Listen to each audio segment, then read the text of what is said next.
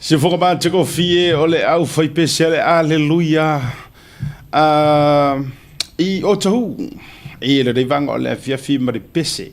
Fa le nganga e oli oe i le li o lo umalo si lea. E oi. Oli i le li. Oli i le li. Nongo winga ele yase se kakau o nga mawaile oli peta tau te oli fo iai. Wana o le li i lo tatou watua. Ya, ina dei vanga o le afia fi le fasonga o mala tu folasa o tatou iai le fasifonga. Tau walunga fo i o tiu te mawhaiva le dei fo iwa yaso. Lava singa o whenga iai lo tatou watunu o mesi fo le tatou savalinga. Ma lo le folau, ma lo le fatotoa, ma lo le tau watai. Ya, le tau au na asiata, iwa minutu te dele tu lai fa. Ya, i le amatalia o le tatou por Colombia o le tau te iai. Whaiva lo tatou watunu le lofa lo tatou ma te siri le langi. Ma lo le folau manuia Samoa, ya, i le tautua, mai se foi o sa ilinga ma lo e le whaingo fie. O fia leo, wa e maua mai ei lo leo, ya, ma e sila mai ei foi, ya, mai se foi, ya, o le neivanga o le afiafi, whaatalo whama o wafolo fatu, whaafelo ia tu, i le pa ia maa walunga o si o tatou watunu, mai maua te tele, ya se ia ba ia le tinifu ma le lalo vao o si o tatou watunu o Samoa. Iso o lava se tulimanu e whao le nei ke lope o lo tau soifua ma o wolai. Ma lo whai o le whaiva. E le vanga o le fiafi. O le talia le tatou wa taimi masani ma le fionga le li pa le mia. O le tatou watunu o Samoa. E bei o na ia wha ailoa i tusi tala i le vaiaso na te nei. Mana tua o le wa atoa i le vaiaso po o na iaso. Le saya a saunoa i le amatanga i le amatanga nga le mua le nei vaiaso, not last week. Le saya saunoa ma whapea tusi tala o le a mata iaso foreile te tasi le ratu maftanga foi. Ia po o le taimi ma tusi tala. Le la itali atu wa o le ta o le wha. Ia le sa fuafua po o lo fuafua. E live mai ai ma tfasa lau tu ina sao mai ai. O le taimi a la e live mai ai. Ia o le taimi foi la le na o le avasa iai foi ai se i tatou kolosi. Ia se i o tau sila Samoa ai tu ina tu so awala i te popoli. Continue pe lau mai moa ngai lunga o le tatou porklame. E le dei vanga o le afia fi ai o le taimi a e saunoa mai ai la fionga i le li pa le mia le sunga la ule le mali e toa. E le taimi masani matustala. Ia ona kolosi lo leo tatou so e maua umai lunga o le tatou porklame o le tau te iai. Aua tau te tupupoe, e te le toi tau popole fuala, e toi tau switch lau TV, pe toi tau sui fua lau channel. Pe te toi tau sui fua lau le mele ua toa lia mamana iai lau nofo le nei taimi. E umaloa. Ia le ua stand by fo ili tatou producer, ia le fionga ia misa, ma le sunga ia Oscar, na o na saulava le tatou fo ili le government beige le la tau te whaia mai ia ma live mai ai. Ia o na kolosi ai lo le lunga o le tatou porkalame. Ia awa fo ia le tatou whaalau i lo tele mai finangalo le fionga le li pāne. Mia mana tua. O lea to Italia se isi finangalo o le fionga le pāne mia. Ia e tu sa yo le mata upula valela walunga le li teimi i le whaamalo lo le tu mau. Ia o le observer. Po le newspaper le observer. Ya awa fo iwa nga o atunga lunga ma poe o le fionga le palemia ma le malo. Ya ono tustusinga le sa on fai. Le sa la to tustusia foi. A o ye nei ya o te roa le singa nga se le fionga le palemia o le te yo le tunu. Ya o le mela lea ya o tato ye le amatanga ya o le u amatali tato proclame o tato te popole. O le temia e amatai tatou press conference with the Prime Minister of Samoa. Ia o te whaila nā tau te kolosi atuai. Ia ina ia au maise o tonga. Ia pe e yengi si o le a whaai. Ia e pe ia o le a. E pe ia o kulanga fuile le o le whaingangu. Io e whaasala lesi. Whaatea lesi. Ia mankua ire mea ka orek. Whaatea mo sina taimi se i fua se tapu. E ai foi me ka or kafiko. E o se kafiko la mele nga fainge i pe ona ala langa nisi. La ile i kafiko ala observer. se I fua se tapulo no winga o sina taimi se ia salamo ia mafasa sa o fengo le olanga fa talo fatu le vanga o le afiafi a te auto uma wo ma pa anga mai le tatou o nanga ma le tutua ma lo se fua ma wia ma le langi ma ia fa talo fatu fio yo le tala le lei ia ma le tau foi fatu ai nga tausi ma lo ia te auto ia ile te talo le ana pongi tuli vai la ngaino le upo le tua ta la ile talo le lei ia ma fa malosi ie o fa vai mai fa le nganga fa sai to fai va lo fi au ma loa fai o le faiva so se fai au lo ti talo no tua io fai au fo ia le tau sia kalesia ia la to kalesia ia ai me se fo ila to lo faia le tulanga fo ilele o le talai pe o le morimaua Iova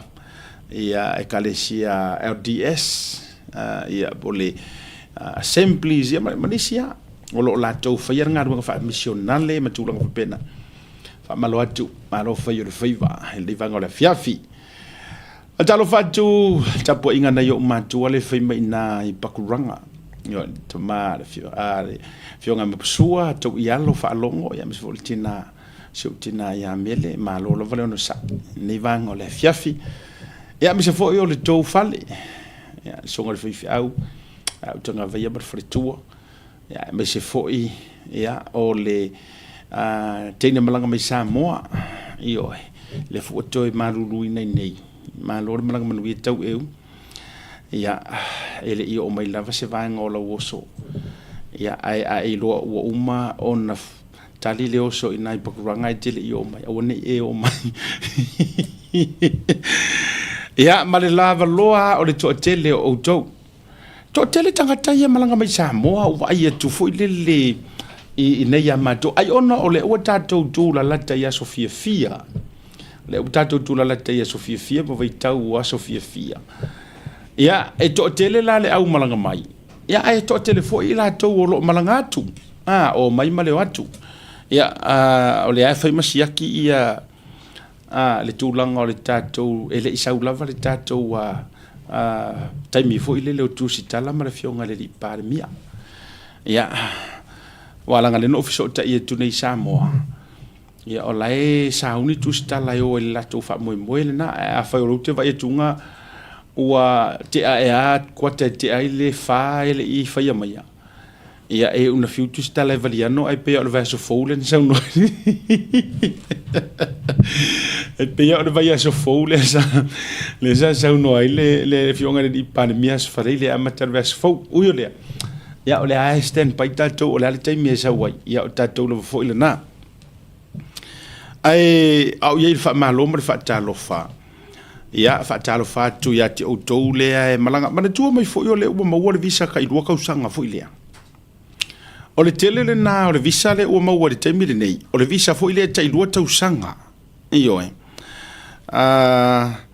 o le ale wing o fa matalanga o visa nga renga maka mai Julai mo matonu sila e lua ta usanga ai na le te turuma sina me fatanga fo ile o ina no fo ia mai to malanga le winga la le famitalanga kama fo ile ai sau ngar ko wa masinga ia o malor ko masinga e aru ele make sure te aru ese atu ele la to masina ia ona nga lo walua kusape kasira so ke aru ese koi e ko sau na o tau na o count so ia te ia aia ona o le si taimi fo ile ai o lesi taimi ona o lo manatu I le tupe ma le alu ko e sau ai e fuangi fa ma fau e siri ai lo waru e ko e sau ngai lo le alu lesi kupe fa popo ia o mea vai ko ki ku kusare le one way o le passes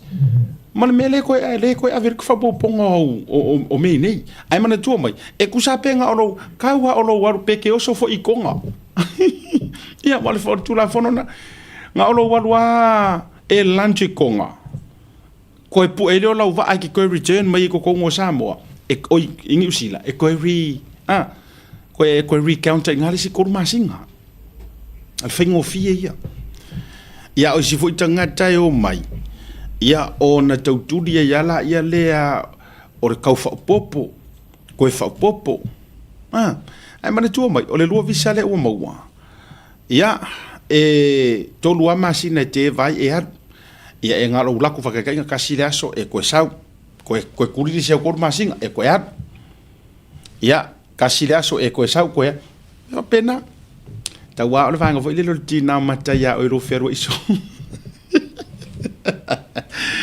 ai ona isuinga le leina ta ilo masina le o yai ia wa fo o tole ta fa malanga mai o te whaatalo whātu i tangata whainga ruenga malava so tangata whainga ruenga ele ngata malo i Samoa o tangata whainga ruenga fo sio mātou malo i New Zealand, Australia, Amerika ia maso se atunu o loo e whainga ruenga ai marisa i linga o manuia ia whaatalo whātu mo e levanga o le afiafi ia awha pe fo i o se atunu ufo i le e se a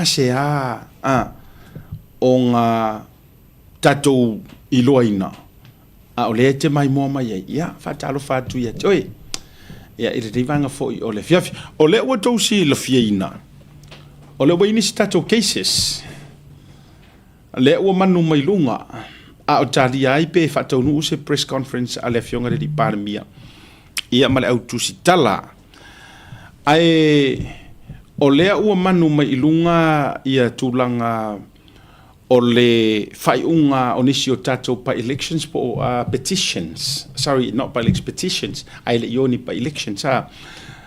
Tatou cases fo ie mo tūlanga i whainga pālota mo whainga whatosina. O le mata upu mua le na tatou talia o le case fo i lea po o le mata upu le va o le fionga ia bori tō whafo ia vailua. Sa mau o le HRPP mai le tu malo o fasal le angalua le manto foi le satu la mai le fionga ya mangele se katifioi o le case la lea sa su ina le fionga ya mangele o le fast le to fabro finga vai lua samau e le tūlanga o whatosina. Ma o lea ua manino mai aila i le unga o le whamasinonga i le tawhaitau atu fōi a mainga i Samoa. Ua le manuia le su a le foma whaipule. Ua le manuia le tau mawhainga le whionga ia mangele. O lo whatu mawina le no foa o le HRPP le tofa ia vailua Samau.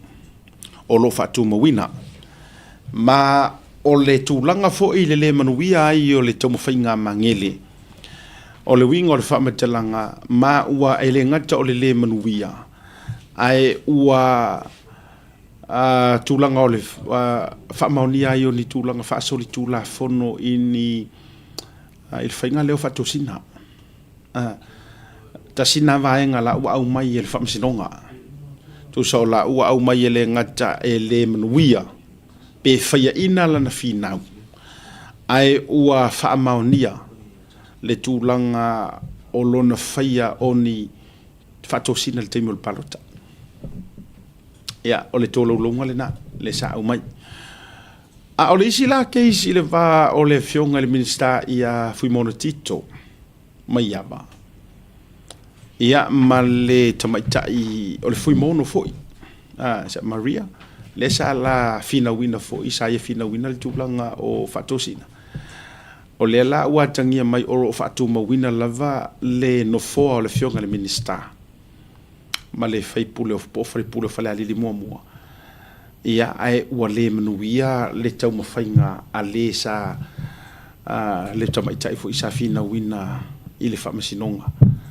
whapea sa whaini whatosina o le whainga palota lono winga e lua cases ia ua sau e le isi swinga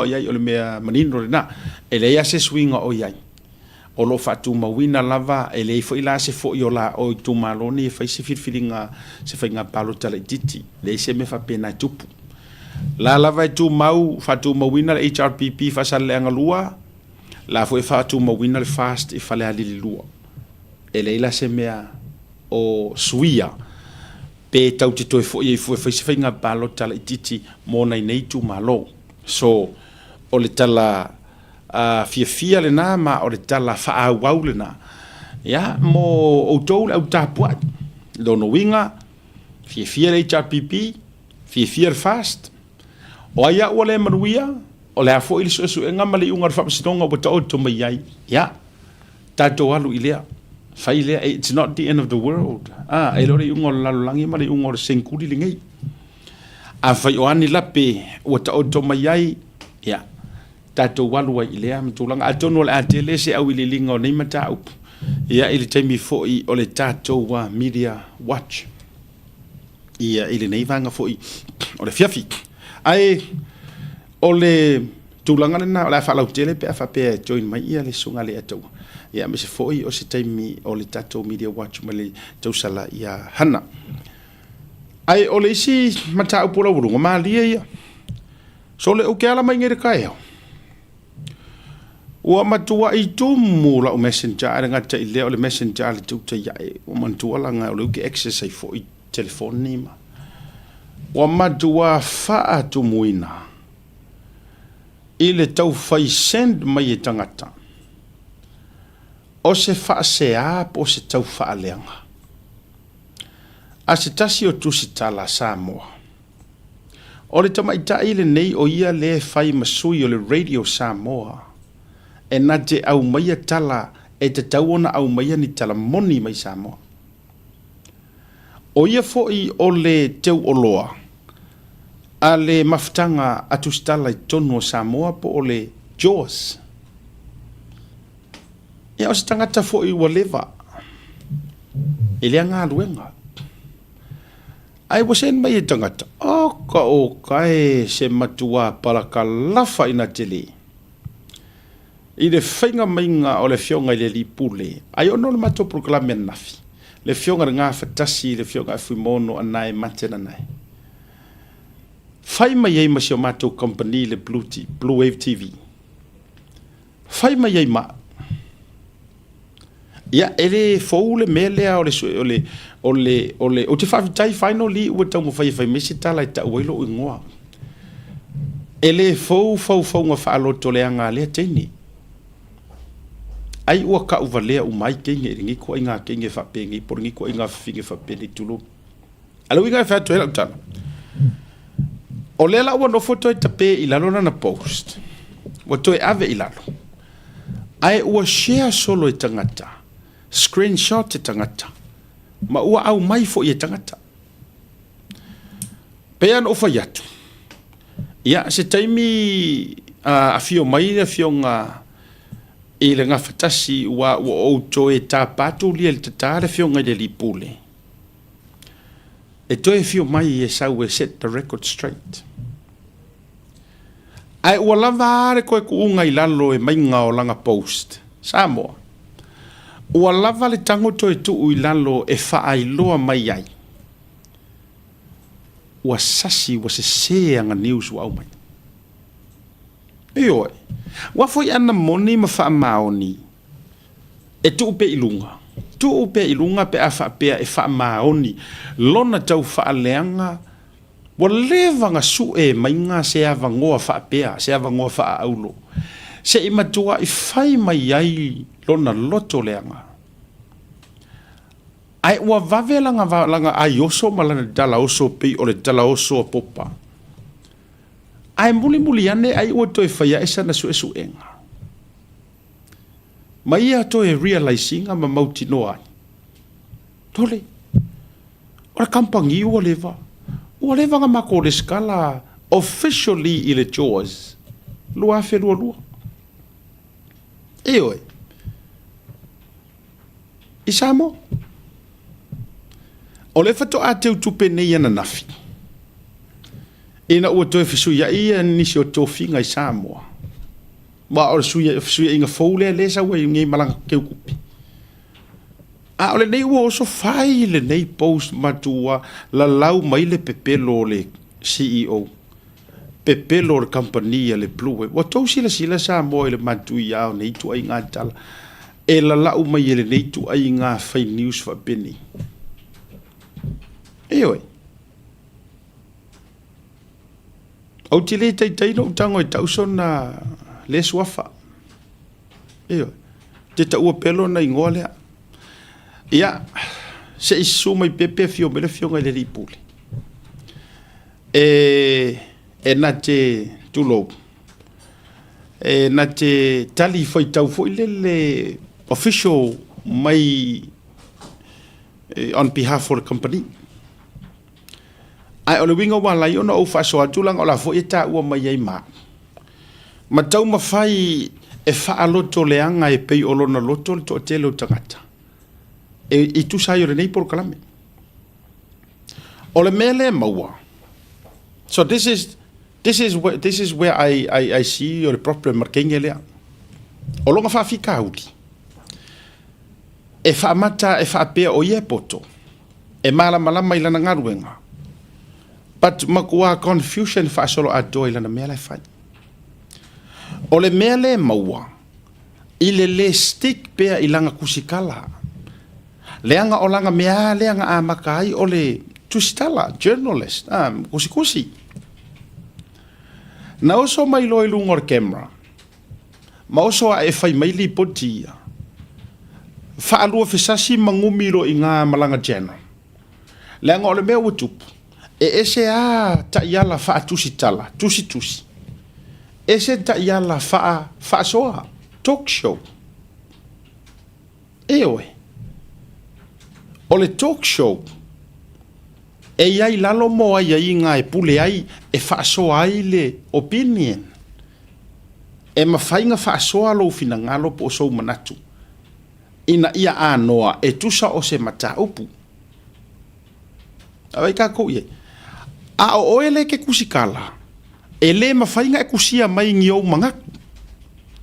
E te tusi sao ma e li pokia saoa. Le mea ngakupu.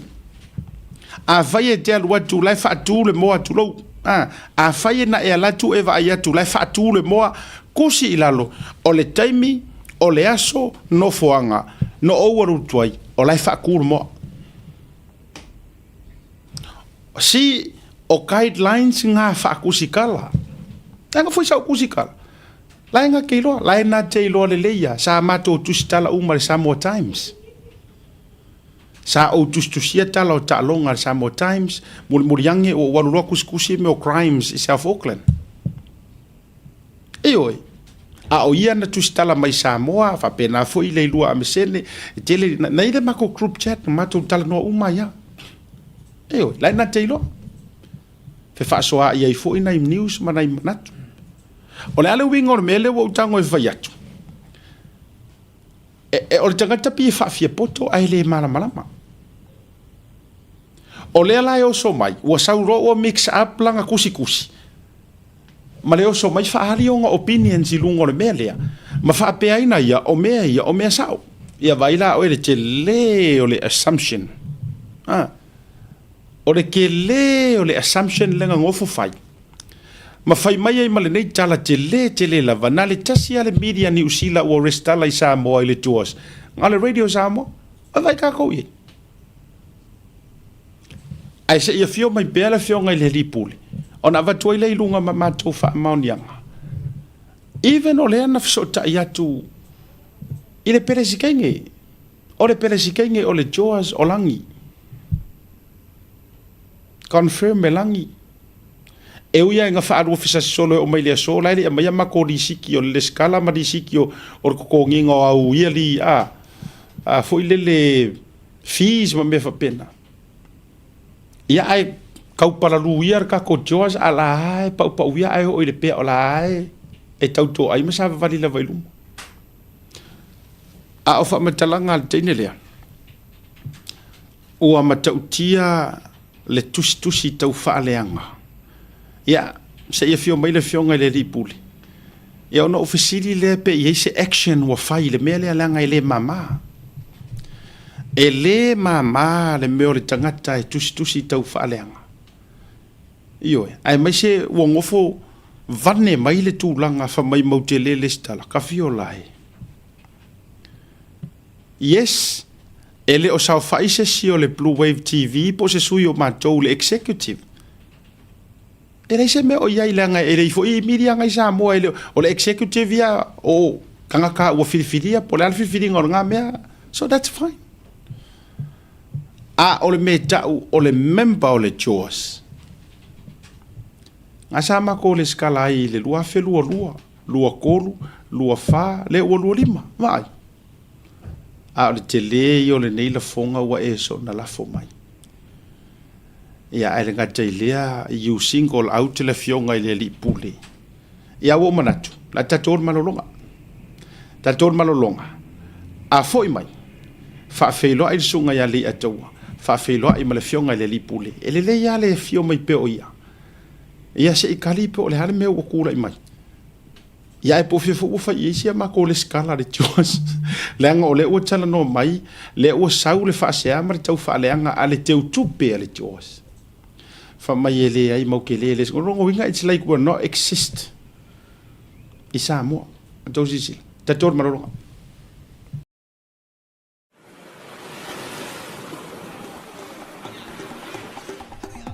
Soi fu manuia malangi ma.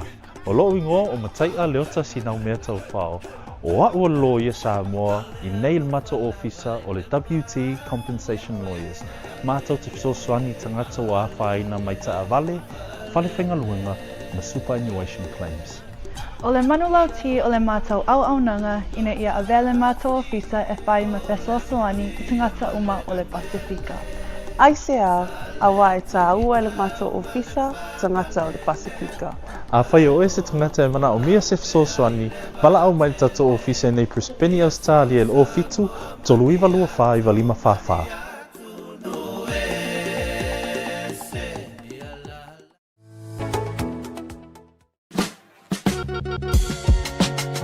There is no better way to support the 685 than to buy locally sourced goods. Here at Tasi Market, owned and operated by Samoans for the Pacific. Affordable funeral services. Whalemaliu, a tamawhanau Samoa, tonga I Okilani New Zealand nei, o oe malo aiga. Affordable funerals, o le tani mo te miti ngā, o le maliu maleoti. Mili mai loa, o lua tasi, valu o noiva, valu tasi o, mātou te o atu I lau maota e tala noa. A wase tau whaamama a venga, mo to e saunga, o le pele a te oe. Whaafiso tai noa matangi a mosa, I le mō pain o lua tasi, valu o noiva, valu tasi o. Po le Facebook, Affordable Funeral Services. O le lau mua, pusa maliu teu wina, I mamanu Pasifika. Whapea so se ata o designs. E ata ngi ai lo la tau soifua mātang o fie, mo le la le lei, au le lei. Whafisota I loa, matangi a mosa I le olu a tasi, valu o noiva, valu tasi o. Affordable Funeral Services tautua mo oe, maainga uma I New Zealand nei.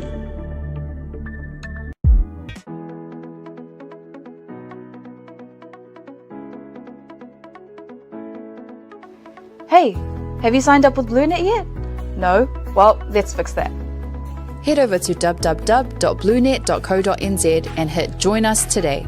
All you need to do is fill in your name, date of birth, phone number, and a few other details. This helps us get you set up faster. We'll also need a photo of your ONT serial number and your modem.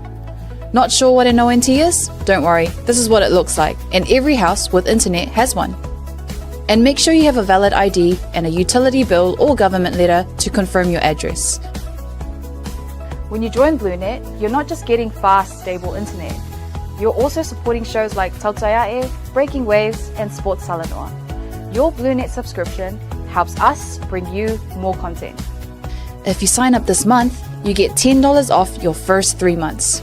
If you have any questions, call 0800 258 638. Join BLUNET today.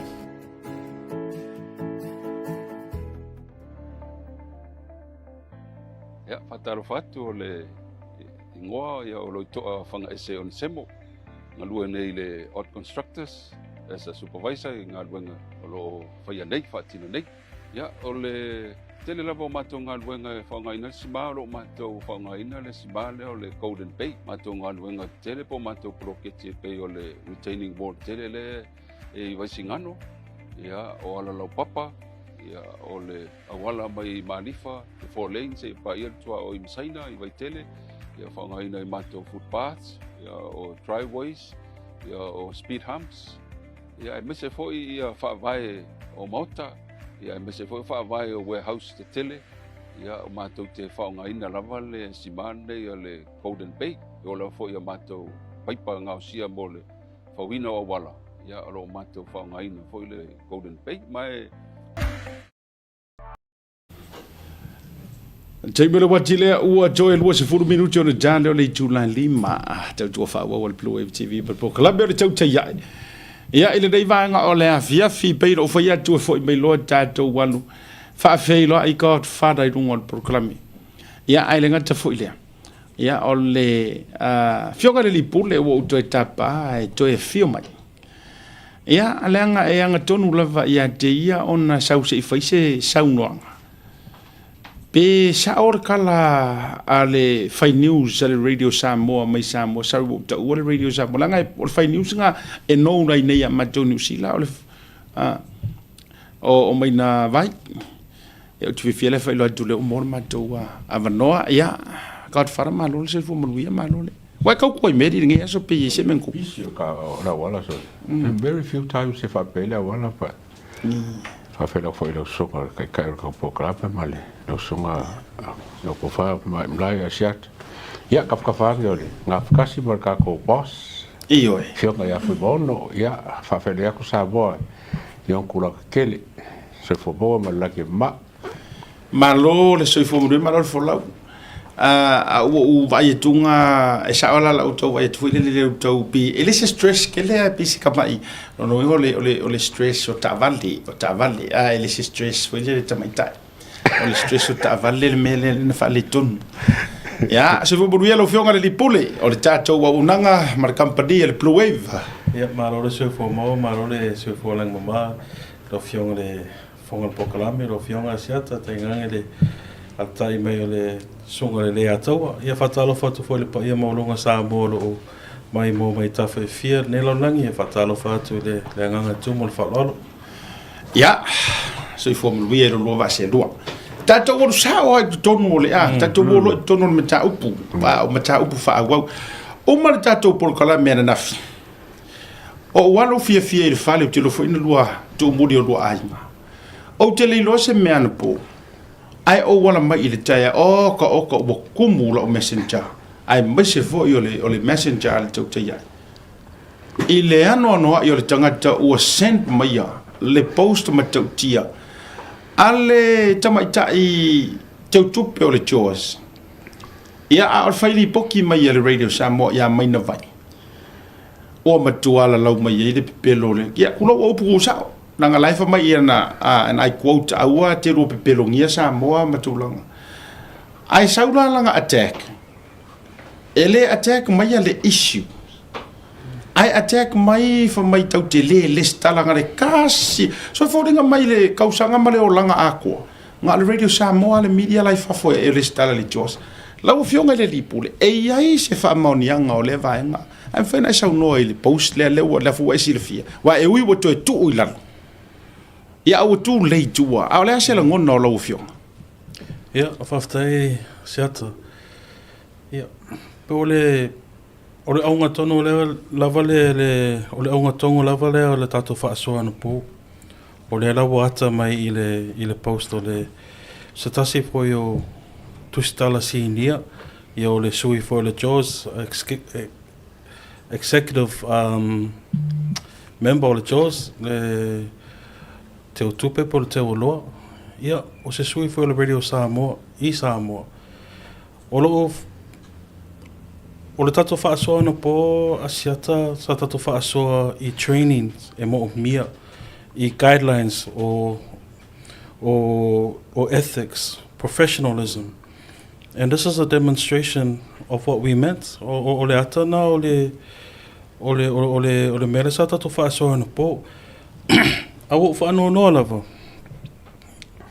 I le tusitala. Ia, one, sa lisi tala tātou le lua whilua lua. We have the receipts, and we also have email correspondence between us and the George president. And ole mea foi fia fsile atu foi esiata. A whaape o longa luenga o le suʻe o longa luenga o le tusitala. Isn't this part of your job?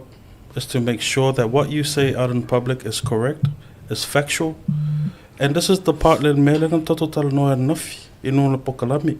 Nongo le pokalami ngai tota ia e o lana mafu ango le whaatala no issues. And these are the issues. This is what we were talking about. It was never personal le matoa tu ya oe lo sunga. But yeah, petai ane.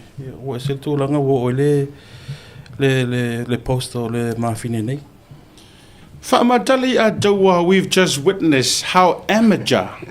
Whaamata wa te le maina na tātou mawhauwhauina ma whapea. What do you think o oe fwos tangata wa e matua i tūlanga talk show whatever, newspaper whatever sa le observer fo i manisio. What do you think? Whaamaka wakako over credit ke le kako ke inge lea wa tangia mai e le pei leo ngā tasi masona. She was never big in my mind. E la po o minge ro ai. Ko leva ko ke kire a binga i le kai lai maka, lai moko. E longo fia lava kuskala o la whaasala. Mai foi le issue a koe ko ke pisa ke la observer. O le whaingo le research. Lai ka whakawhaolangi. Lai ka whakawhaolako executive. E le whainga whesili a langi po o le skala le pro-wave. A e sau wa whakawhaolea ka whapengi. O menga reko whao wow. O pea kusaka au. O le kele o menga mai. A le whainga openinga. O ko whamporoka ke lefi whaaroko ngi niusa mainga. O ke le kali ingo ni usa mainga e si lo fa lo aru e si le kora observa ya mainga ke la ku information ba isi me o ke le nga me ele a wai I kuskusinga e fa o ke le lo po fe me nga news e sa pelo mai ka ko ke lo kai so ke la ko I never credited her as a senior journalist po ska kuskusi so anai fa te tele ali atu o le ala so la ngona fa whaare tangata e owninga le company le nei langa it's a personal attack I lau kilo. Oh yes. O leo wa ta'u e le ngata e ta'u mamaina lou ta mali anga. Ka umai lou suafa o suafa e wha me melo ia. Koe ka umai mar company. Ai koe whahi ua I le kala. Blue Wave is not part of the choice. But o te mana o Samoa se o tausia sila mai. O le fatoa o maua fo I Samoa ai le mai e lunga tanuanga lea ma le tamaita ia langi o le pristine. Na matu sa I le tunga. E se fo I whainga lala nano a matai tomu atula utala I tūlanga lea e pei e tau faa everywhere le whainga o tūlou o tātou I Samoa. Wa umanga pei le skala. Ai le vatua conversation le. Tusa o le ua umana pei le skala I Samoa. Ai ua koe fiu whaakarisa ma kou lisiki. Tino, a lisiki fo le le conversation le. Mai na ua ufiso ta ia tula matou wa pule ia misa I Samoa. Tu whalunga na ufiso ta ia tunga. Ina ia au mai, ole upula, e le ingi me fo ingai whapeo certificate of acknowledgement, e le ingi me whapeo ngā le choa. Pa wale mea o le pei o lau le skala. A mai lau lisiki, that's it. O le lai e le conversation lea.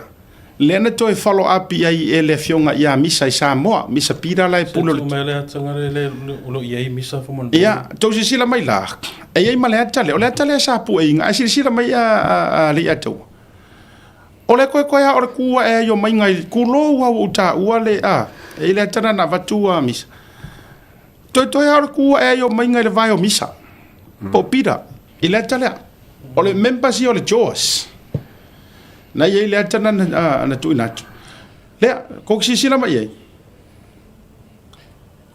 See, these are all the Jaws members tanga I le lato wa le no mai atune ia fia menga so fa me lona ton. Ia o Mr. Peter ngai so fa ile tu. Nai of king o me mata I lalo. No moana. Sorry moana blue.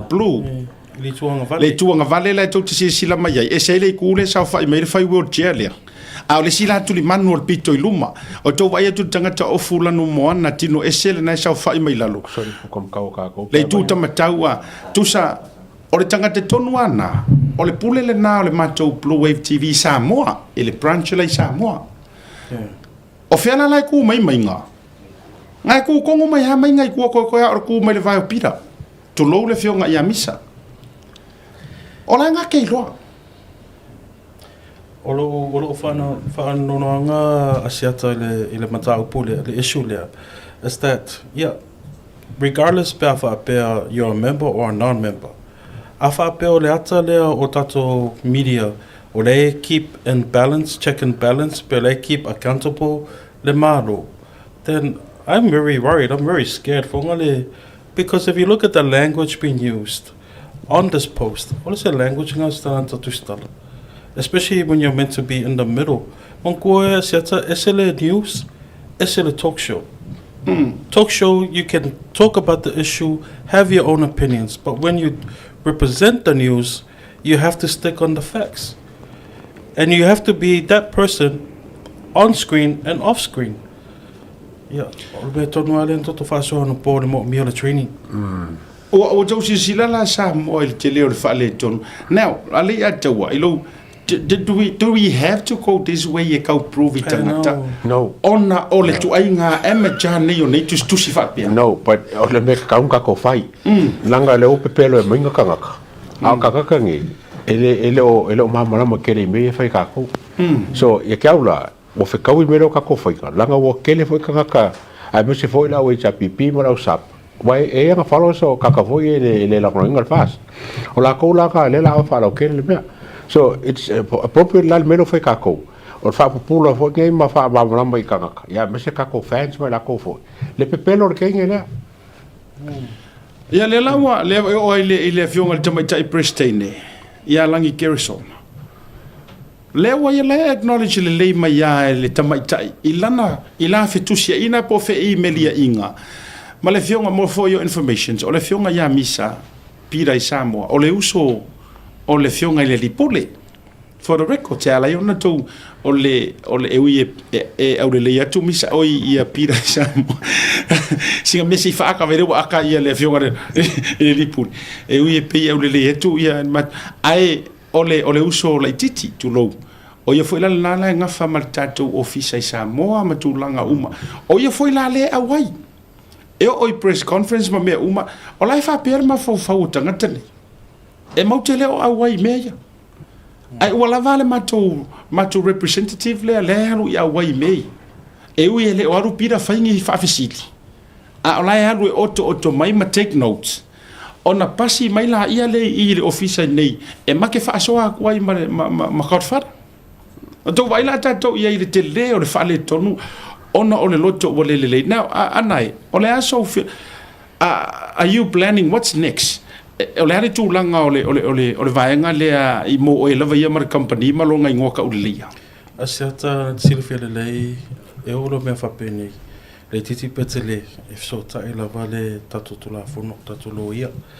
Uma whaina ma faʻasoa ne tā ma loia, o tā pena fo le loia. Yeah, I have to see le because ole so if I read between the lines, she is acting as Jaws, also acting as a representative of Radio Samoa.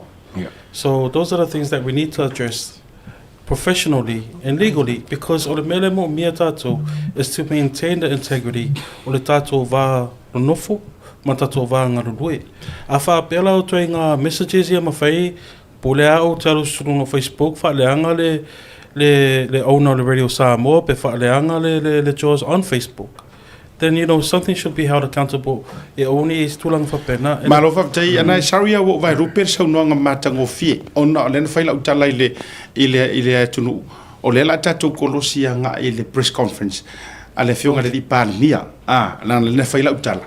I tau te tuli atu se I mai pole ase pe a fea fo le vaenga lea. Le eve vela le temi le nei tūlanga ma le observer. O le toi whaua wila ia lea. Ia. Ai, okay. Ia. Ia kia o le o le ngofoma bawe ave laro langa paus. Makawe foi. Peke Facebook pea, o la whamkalanga renga whai, o la whamkalanga I mai loa ka mai malo loa, o mea I kokongu o le Jaws. So, nanga ala ke representing le Jaws. Ai, o lesi mea, mo ke lea ka mengu kau I whako ese. E musu fo I whako ese pay for themselves. E whewhewe le lo whako ese. Ia, o le a tatou toi fo I mai se saunoanga wha ua whionga le lipule. Pa let's cross il tatou press conference ma le whionga le lipar mia I Samoa. Ma le utustala. Lei, o mamalu wha le atunu utainane o mamalu wha le malo. Ia ili tel tununga, ia sa manuia whaiva, ma tiute malavasina, o le nei fo iaso. Ia, o le tatou por kalame, le nei masani, o le whelo inga, tai o le malo ma le utustala. Pe lava wa yas tai tasi o leu whaatulanga inai os whareile uma le tāl whale fiafi.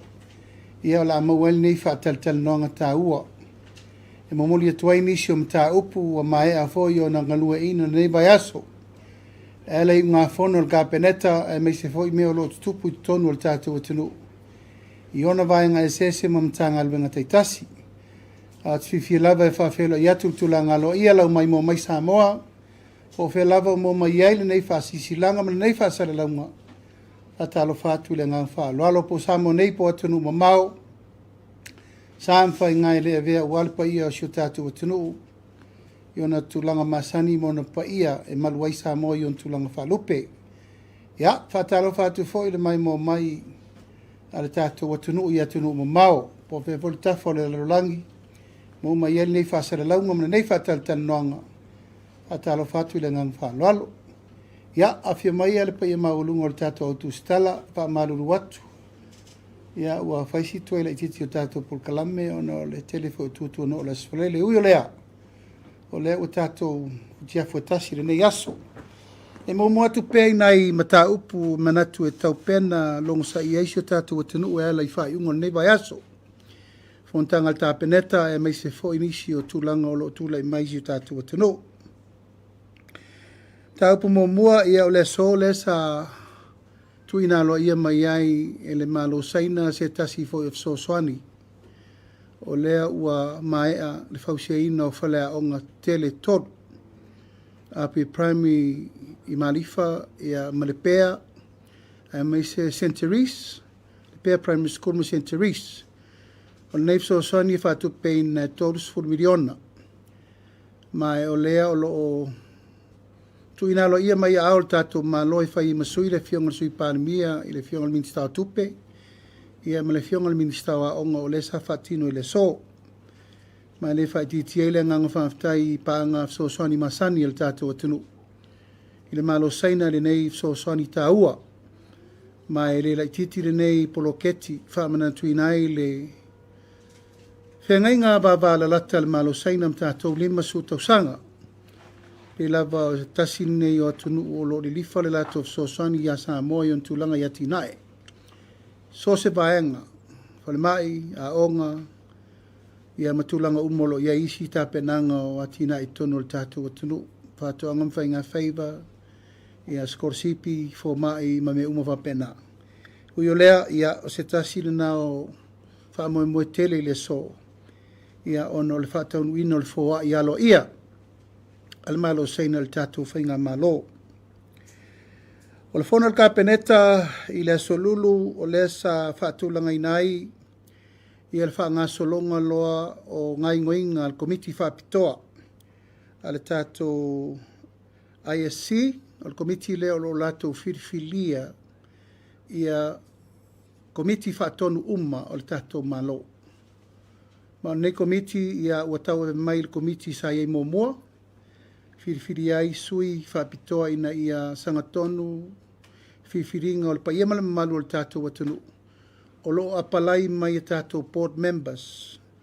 SOE umale malo o leo whatulanga board members whiriwhiri ai te whono ia ma kalapoptonga tuma oti umale tātou malo.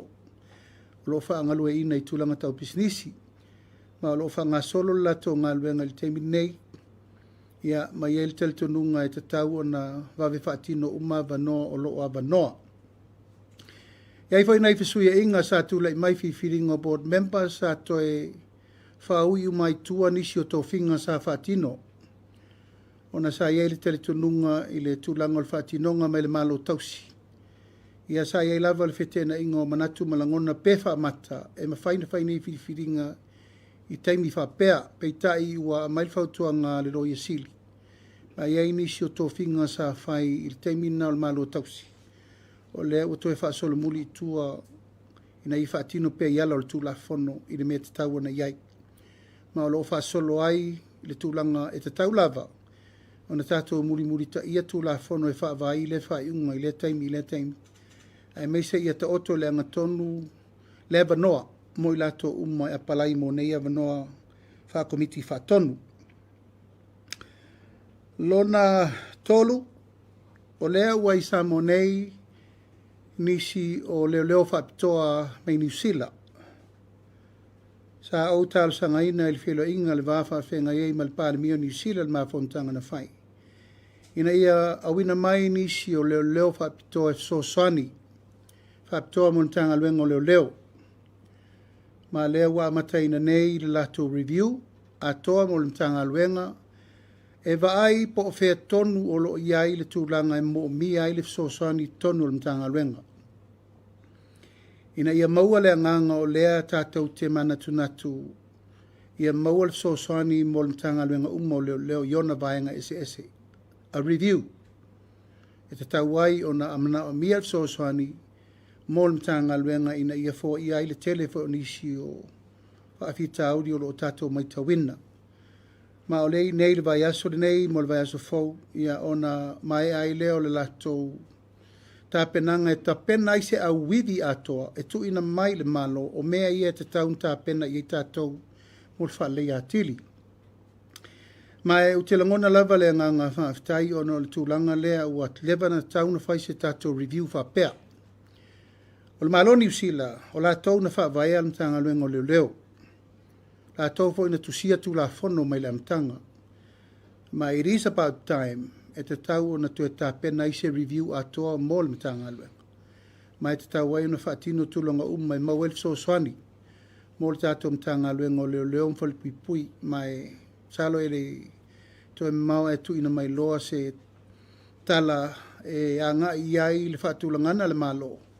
Ina ia maua le Soswani le ngata i leo a o le whalipui fo. Ma le tasi le mta upu sa o iai le whaataltanonga o le security ma le sakiwa o tātou umma. I le mta ngā luenga ma le whaasolonga mo le lumanai. So e fu maloloina o loo i Samoa nei na taunu mai ni le tae ao. Se tasi o kampani ua maua mai ele Soswani mo le tātou mta ngā luenga. Peo no tau si fia. Ia o loo te le lava nei tūlanga lui tau i le mta ngā luenga o loo whasolo. Ele ngata i le sioki o a tātou baila au. Tātou masini e te tauna whaalileia. Tātou masini fau le mana o mia. I le tūlanga o tātou MRI, ma CT scanner, pero no tō si fia tolu tau sanga taluai. Na iai a tātou MRI, CT scanners, lua CT scanner whapi. Pei tai wo o mailitala ua le toi ola uma masini nei. Le fa ua tua tātou masini e lua o le oksene. Ma le tele o nisi o tō tonga o le whale mai. Ia o whapena o na iai le tūlanga ua mana o mia le ngā luenga tue whale leia. O le kampani la le utaunu mai le sosa mātou tera no mai nei ma le soifu maloloina ma tau mwhaise awala. Sa ili ei se fofo ina ia wa ai le tūlanga o le tātou te iei le teimile nei le mana o mia o tō tonga. Iei masini whapito mo mata mtalinga ma me uma. Iei mwa masini whapito mana o mia mo le fatu. Iei masini whapito mana o mia mo maitanga o tina. Iei masini whapitoa e te tau na whapi o luva tasi ma le tātou CT scanner. MRI. A whai ngase se si le teimire nei. O le lawa tau mate po le asa o le ma. Ai a mautūre li poti o le MRI ma le CT scanner. Na maua la ia o le tūlanga sa o whamtalanga. I le ngase. Pe mawhai ntonga fiti nei. Pe ave fo i fafo. E mawhai na maua tūlanga tae notice to tangata i nei. Maua le atoanga. Tonga fiti loa. Pe mawhai nei. Pe ave fafo. Pe tai. E le o iai se mea na le taimine nei. mai o le mea pito isilin te tau na whaatulanga o le atoa o masini ese mo soifu maloloina. E le ngata i lea o le whaatulanga na o tatou mai au ina tui fafo. O lo ua maitawina ua whaasolo intia le mamao le tatou o iai. New Zealand, fiti le whaatata mai o lo whaatulanga nisi o company o lo tau mwhai o maitaton.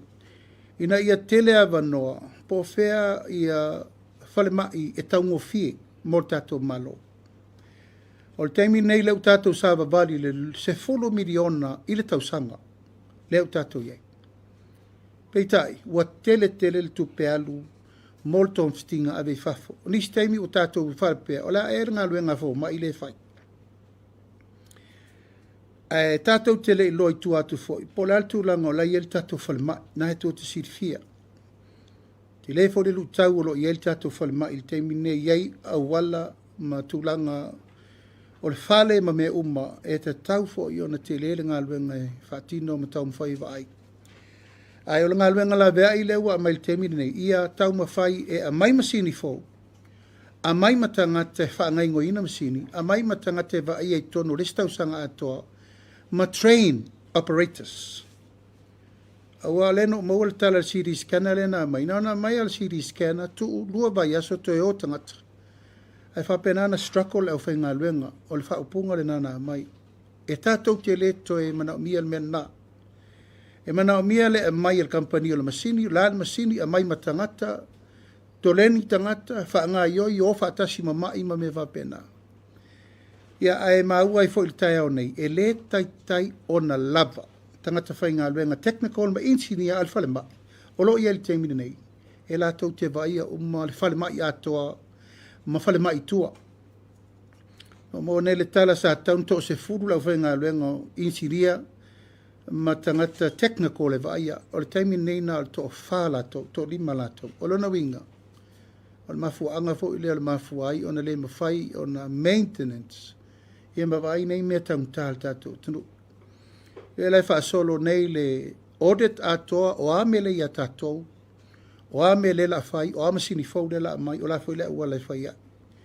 O le wha moe ia ua lana i tatou toi o le mea lea, ngauwangi le mea, wha le tonuane le mea, e le lopo ai la tuwa iai. Aero o le teimine nei o le mea na, o le teimine nei, o le whai o le awala ina ia la vea i le mana o mia. Taimin nei, le utova ai, ngau uma tatu o ke sene lua. La e alu na whanua e tau lau mai ia tatu o ke sene. O mawai no so ta i atu le Oceania Gas, le nei a tatou e o mai e whaise si latou la vea i le Plan B. Wa e mawhaina latou sapalai a mai kesi, mai New Zealand. Ai a mai ngā lua whaatasi ma le tatou plant le i le temini nei. O isi nā fuafuanga le uwhatino o whaanga solo, wa mai le la vea ina mawhelo ia nafi ma le komsina New Zealand, ma la to mai le soso ni vave utu sao i le minister so i foma loina, o New Zealand na mai le masini, o la usu e vave mai le company, na mai le masini o kesene, e vave una fo ia i se teimi la tamai. O le fono fo el kapeneta i le mtanga luenga o ta longa, ua tu ina tuai e le tatou malo i le mtanga luenga o ta longa, ia no foanga ta alo uma lea i tone mato. O tau sirfia sa whaile tonu le malo, o tasi uma le mtanga luenga fau nei o ele, Land and Survey, le wa ave uma iei ele tatou watunu, ave ele le ste tausi, ave ele sa menari, ma sa molen, ave uma ilalo tanga luenga o ele. O lela ua tasi uma le mtanga luenga wa iai uma ele o le malo. Al wha ngai ngoina la mal wha tūlangana i me ese. O lewa ma iei le lisi ale tanga luenga sports, mai le Samoa Land and Survey. Wha ngai iei la tau le lua se lau wonus fu eka, laitona i mato atoa. Wa talitonu le whainga malo, Paulo le awala i le toi punitia ai le atina ena o ta longa. La ngai esen matanga luenga o le whaia ta longa, esen tanga luenga i pūlea malai ta alo ma aseta. O le teimi lane nei. O le wawe ma le pūlenga i lalo o le matanga luenga o tālonga. E le to iai la se whape mai e langa o lenga ana ko ai le mele o le mele e le iai no more excuse. O amata upu umasa ele to atu ngai me tau tālonga. O le ua ave le minista o tālonga malana sui minista e oi folo la tau. Rua se lau ono su eka lau i tuna i mato. Whaasanga lo la tau e sort out uma. I tu tino o le malo o iei tālonga i se All Sports Federation. E iai ma le Sesnok e ano i folo leo la tau e tau pule uma tūlanga tau tālonga i le telitonunga ma le wha moe moe. E whai le tonu vave mo tālonga a wale alua lui luma ngure lumanai.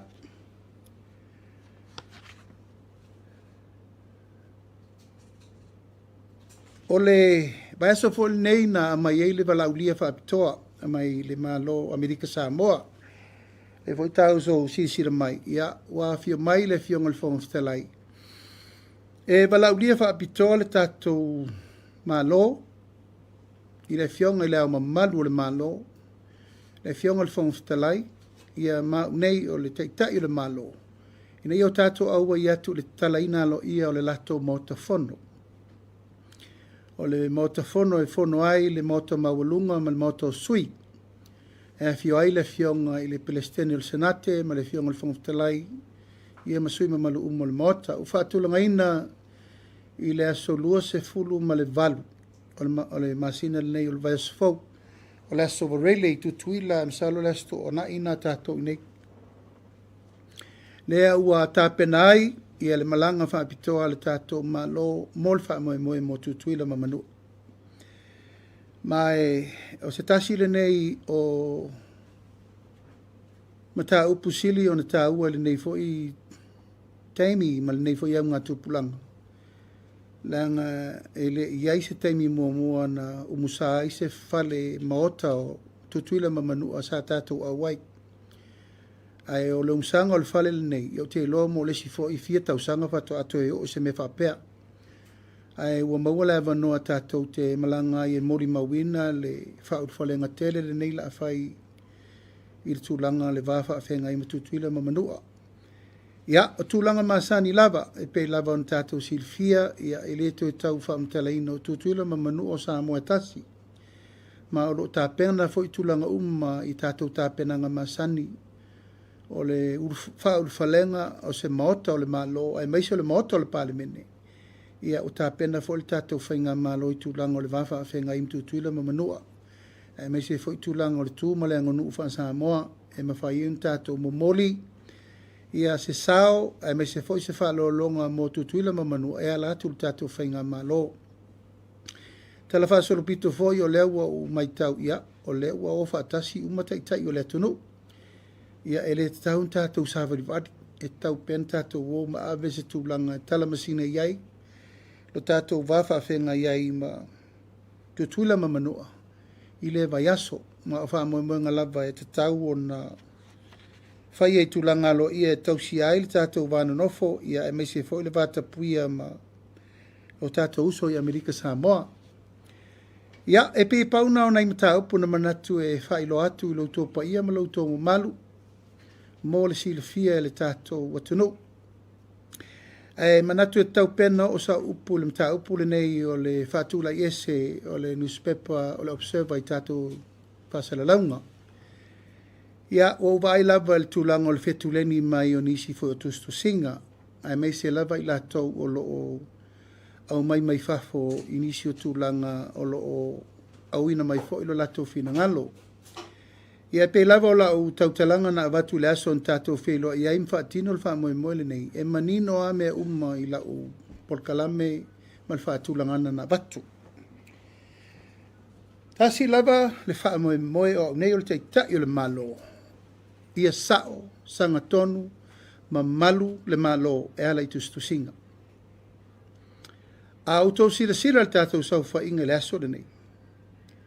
O le moni le nao le upu e amana ia le malo, le tūlanga o lautou au nanga, whatu stala. Paua o lea, i autou sila i le tūlanga, e pā leni ai, ma mau ai le tātou wanganga o le ngā lue whatasi. Ta tala le avanoi te miuma tātou te faʻasoa ai, o tātou talanoa i on tūlanga uma. Ai le mawhai na alu le tātou ngā luenga i luma. Pe a whai e se ma le sao tūlanga o whaatino i tustusinga.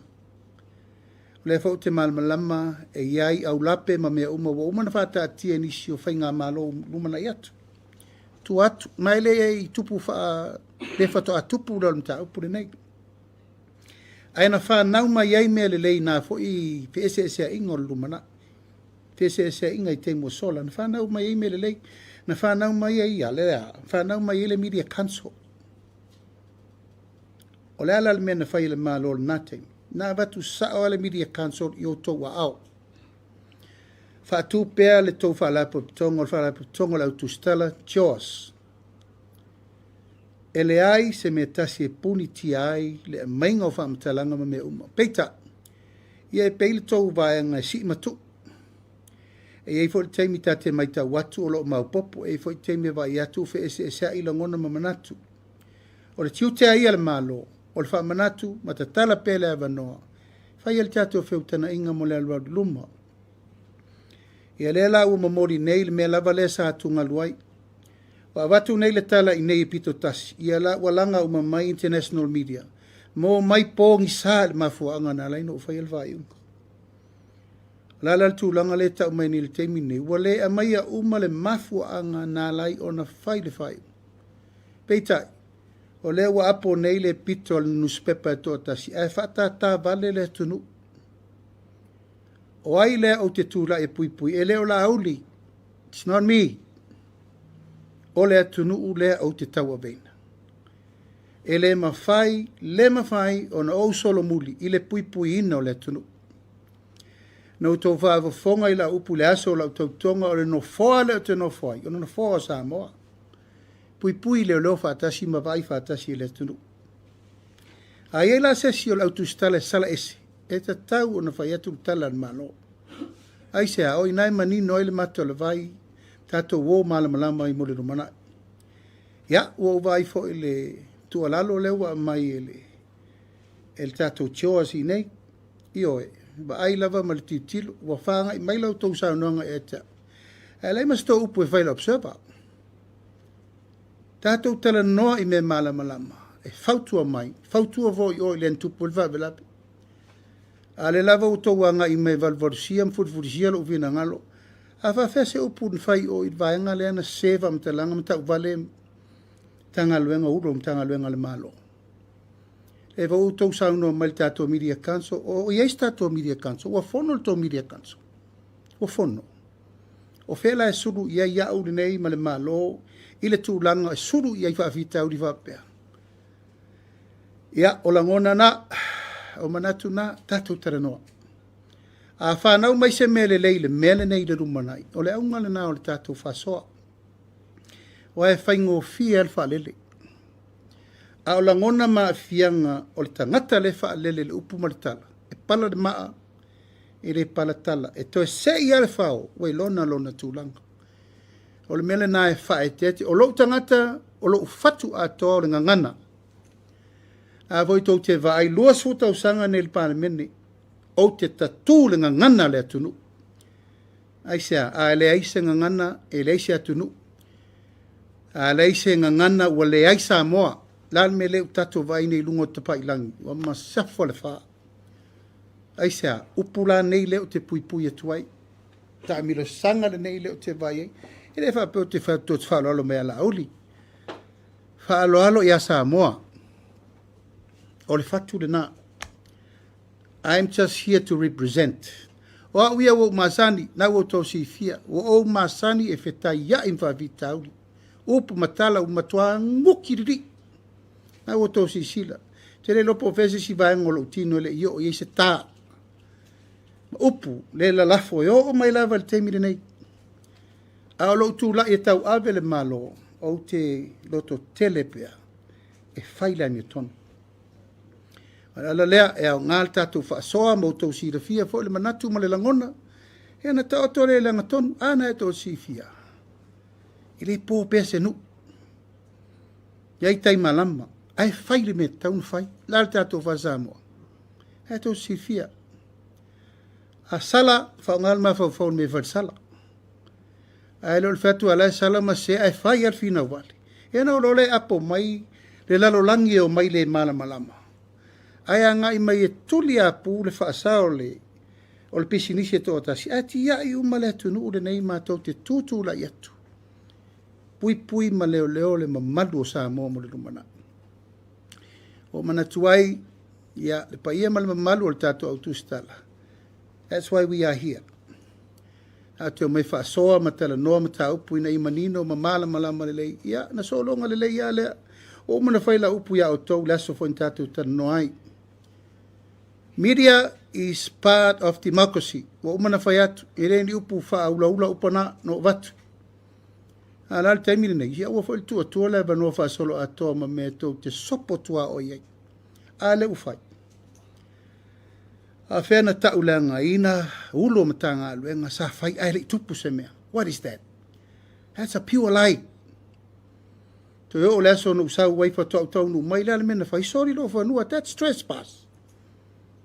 O le asau tō sila. A sau se tangata mai fafo. A latu sorry lo whanua. I le tūlanga o te lei whatanga ina. An tangata tō rua mai fafo. E whatanga le mena whai Samoa e latu o latu atu nu whai. E lava te apo ai I lo unu umalo tu maloto o le tai. A o mea ia, e le mi ngao ma le mafau. E lo tu malo, e lo fasino manga, e o wainga, e o tangata. Na un tau si sila ia tan tapue. Sa pali atu pe o tangata o te whatupu whaavelape. Pe o ato tangata o la tau e pule ele la te nofo ai. Ea, na no whapena atu lau tu stala, e tātou te fua I luma. O leo to e mail teimi e whangwhangu me tātou leo la kolone I tangata whapene. No. O le toa o le tai le mele whatu le teimi nei. Ma le tau ama tangata o le tu malo toa.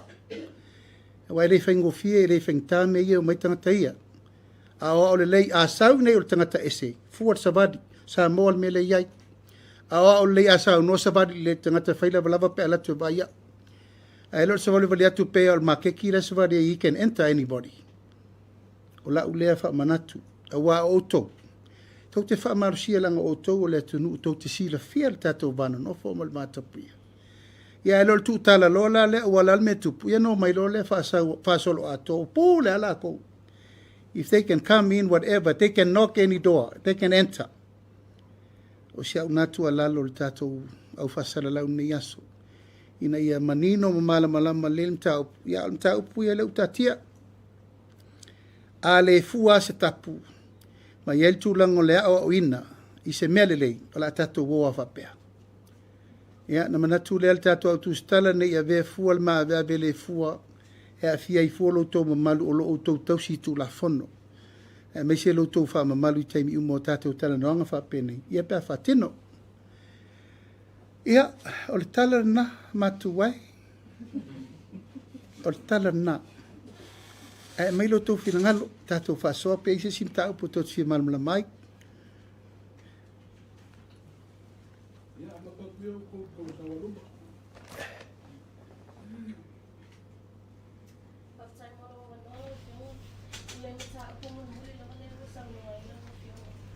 Just to confirm, reconfirm. So le fai se fai uno allo fio la halo ia le tatsianga lea I upu fai o fio o le sa o allo fio allo ile tulanga te tau na fai some option apologize to you or to the public or to our family and the people that work They know what to do. I don't have to tell them what to do. Laila tu silfia. Laila tu silfia. A to e mana na to e fai stanong. Laila tu silfia me taun fai. Laila tu fia kere fai aku ia la ko me laila ke lol me kaun fai sa mo I nei. Le ta tau te nei le tunu. Pe ono fai tu le po pe se nu. Ia tai malama taun tal non fa malama la tu langai. Hanga le wa ngai mai ngiri malo mai fa fo so wa kau me le pu ma lenga e ke. Le fo so le tio sia wa fa sanga mai e ke. Ai le fai e lunga o penga ta fai langi tato o pra me tau tire a fio mai tato tele nole. E fa pelo to fina ngalo le ai mai lunga o penga ta vai langi liu ra ko fa. It's not about me. It's my by season I lungo le malo, mal mele ta pena pui pui. A fai to te fina ngalo le media mai tatu taranoa le matala lo vai to. Mai tatu taranoa. Ai o to tam fai voi pui pui sang sala sis tangata. Sang tangata ye fai na nang ta upu le ta to te. La me la ser futia I fo vai singano I lau to sisita. Fai lau to ngaluenga I le me sele na fai. O lau le tua lalo. No mai le tatu taranoa fai stala.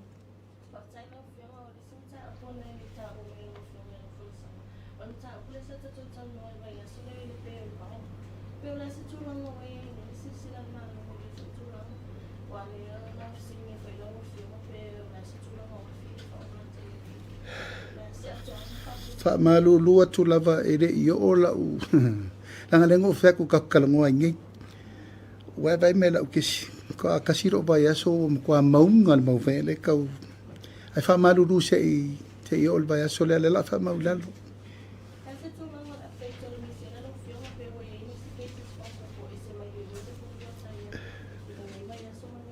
ole a u fa mawina fo marana se mai fa inu mela te o ses fa inu mela tautua.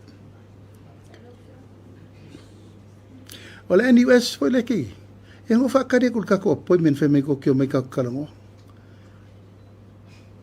Va ai oto. A pukle appointment. E fia se furu afeta ngata ola e anga imai.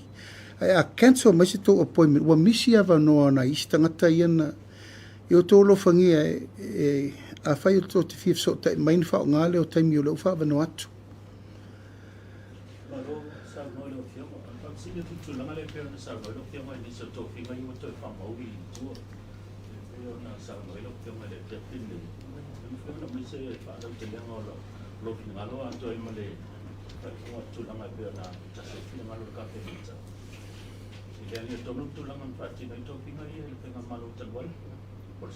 Sa matou fesilingia ai matou tele o mai tonu le fainga malo. Sa matou fesilingia appointments I le taimi le ana appointai. Angol matou mal malama convention o le caretaker government. Ele mafai o na fai I tō finga te tele whapea. Ele mfai. Ai sa tu pe alu langa ele I manino le mata le vai le loia siri le taimi na. A le lau toe fo I mal taimi lewa mai le fautuanga le loia siri. E toe wha fo I tua. Le la whatino I nei e tō finga na. Mai lau se si ai tu. O le tau si sia pe o tulafono. O le wha na faʻasoa ai le tūlanga. O le tau o vengo tiuti o le malo tausi. Ia ma le tau nuu mai te tono le whainga malo. La lau toe wha fo I le matanga aluenga. E whaatino ai le la tau tūlanga wha tulafono e tau ana iei. Tūlanga le peo na sa no le company le wanga I mai kopo e sosani mai tūlanga le papitavu le pita ia malitanga donga se formalo loina. O le boma le tūlanga le pangati a ia le tu o no papitavu le tu le mai o la no kina malo e base ona o ia le mai o company le.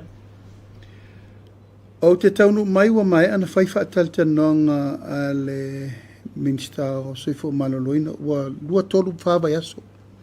Taruna fai whaataltanonga le. O le sa ili o se fo vave. O se fo vave le na tuli le teimi nei e fo I ailisi oki o vai la au. Whaatino le fixing o masini. Ma mais masini fo le siri na mana o mia le teimi nei. Fai tato masini o kisene. Company la le usau ma le package e mafai ona lato o mai masini fo, a mai trainers, a mai engineer e sort out to mai temi nei. E ona tatou toi fo I le tatou normal process e whasoro pe mea le mea tūlanga I ai.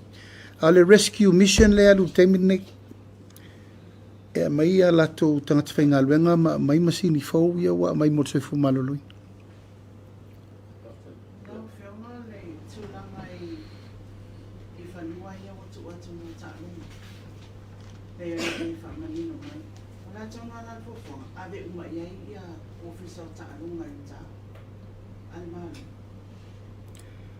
O a uma mela wai ta I tūna I matu. O la wai ta. Tato apia park. O la wai apia park. O isi o malata alo le Prince Edward Park. O mena la wai lalo. O mena sa ta o whanua ale malo. O le wawe uma lava I lalo e le stala, not le stala, lisi I lalo le mitanga aluenga o ta alonga. Ina ia whaasanga sao lava le mitanga aluenga o ta alonga. I whaonga le lei whanua nei. I lalo o le lato vavainga. Ala lava i le stala uma whanua i lalo o le mea faulen tatou naunau iai. I le stala o whanua o le malo. A o le whaunga ina ma le whaingo ingo ina. O le ua i lalo le tanga luenga talonga. O le sa fasili. O le au tatia ia le Jaws man fantai atu. A le mtara por Samoa observer. O le ai na e maranga fo ila singanga singasa. Salango na ina la fo ia le saunanga le fionga le sumpania. Ile ngana. Ia pena e ta ua. Fu matuale a mafai ale ngana. Whaonga i nunga o tatou whasanaranga. Maturanga whapena i tau whaeanga le e anu nunga social media. O la pasiri la. A o le tuwa e sele le komisina o leo leo tanuai. Sa whaila na saunoanga i a mātou. O lea tau fuafua. E whaise whenua inga male eiti. Ina ia mawhai o na au mai o pisa whaasanalau ia e whafo. E tali I mea ia o la o leo matoa tele le atunu e a whaina I whamtaranga me tau whaeanga. O la ofisiri na. Ina nei mea ane wā leo au vai. O lea la ufai I Samoa observer band. O ia se fuafuanga la ufionga ma le whainga mālo stunanga whapea. A wai le o moele le tau whaaleanga le se whafo. O le wanga I wafio mai to le a fuama. Ma inu ue tali o la molia. O le wama wai nei. E fito I tono asa whamitalanga le blue wave ma Tautai A'e. E le o le titi tau whaaleanga. Mai la wai le tuangai. Main star. Whai pule, o tangata lau te leo ai a mātou le mita. Lau fionga, e iei se fuafuanga al tatou mālo a lena mention lai longo ai le ia misa. O wha au lea tūlanga, mole na wholei o tatou atunu e peo na tau manatu, sui le ngangana, pai se file e mu, tau file e ves, lau fionga. Ia, o le whatinonga o tiutia leo leo, nai tau sifia. O lai lima o leo leo. Ele nofo a ufa atonu tanga luenga leo leo. O e loka mai kangaka iei fafo, le fai mai ngā maringi. No. A fai wa sila fia wai a fia ini whamatalanga mani upo la tau iei fafo. O lo I lau fionga lea ia te tau e te arwa e awe lau tangi lo viso leo leo. On whatino leo leo tūlanga le te sauno mai ei. Tūlanga le tulafono, ia o lo I siri le tangata e tauntato siri ei po le ai ngol tulafono. En whaila na mai tangata ia in kaseti in hane whaile me le tō te whinanga loai. A o loto ato, na e tō si fia a whaia o polkalame, o te apo I lava. Po tangata e langola ngole chapipi, po tangata e langola ngole fast. Na e tō te whaafong, o wha a fia no tarusanga. Wha a maa sau sau. Ai sea, pe o te ai apa o te lea iai tangata na, e tu waia ia te au meu. E le lau o tō mai whaasala lau nei, ia o ia nau tō whaafongai, o la huri ara e la whikua wale si whaasala lau. A o lau tua lalo, a whai wa ea a fia ni whaamtalanga, la e ta tala le tulafono. Ave a fo ile po te a fia fo le tele o mea. E ala walau te tula ia ui e fō manua. E masa undi le mele a ngai mai. A le mele tātou te nano wai, o po whele mea ta atia I langa tonu. O le tulafono, o le ale tu restriction a Samoa, ma le lalolangi, ma le Facebook, le tātou te manatu ai. A le tātia le vano, o lan mau tātou vesi temini, Facebook I sau. E matau tia le abano tātou maua e. Whai ele ngā luenga, social communication. A lan me lei, o tātou no nofo laba tātou. Whao ngā le tūlanga le tātou te vesi ai. A ele mwhaino o vai atu, whai se whina ngalo le malo e mai fuaka ngakai, that's where the restriction is. Ia la to ia lewa sa no nei to le foi malana vai o fia ni me le sa folo le ono men fai ai to te mani maudu no penga te vai laki le lava e tatia lava ia la to e o lo fo upu matala ia le lava e fatali ia ia le la mo nei tali pe morianga po lal meo ia fai la vai sau fuanga al vam sinonga e molia pe fa monia ia orena e ono lo tulanga o leo wa fie tono tanga luenga leo ia leo te tu wi I tali sa e masisifo fa ta tiele langa ton e luana ia ofisile o fiuma nga ia tule tūlanga le i leo leo. I le tūla I mai alo tū whinga malo fu. O iei se fuafuanga ina ia ave ese le criminal libel. Mai te tulafono soli ngā tulafono. A wale criminal libel le mo di eitanga te tau whareanga I whamasinoma soli ngā tulafono. A ia ave pea I o le whamasinoma e whamasinoma I whinga tau whareanga. O iei se fuafuanga ave ese.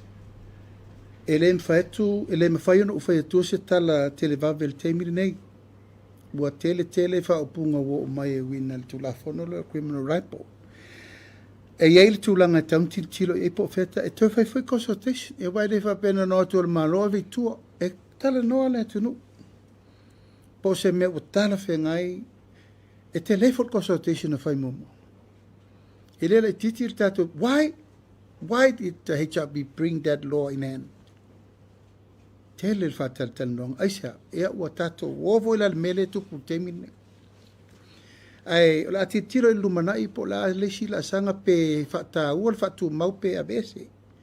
O le tala noanga lana, a fia foi mau tau. Al temine I le mwhaingan o whaiatua se tala vave, le I tisi tato mta upu le whaasolo al temine.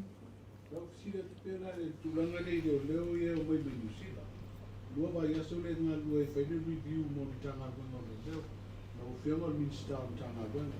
Lea tonu le tu ainga review leo mai eile o leo nusi.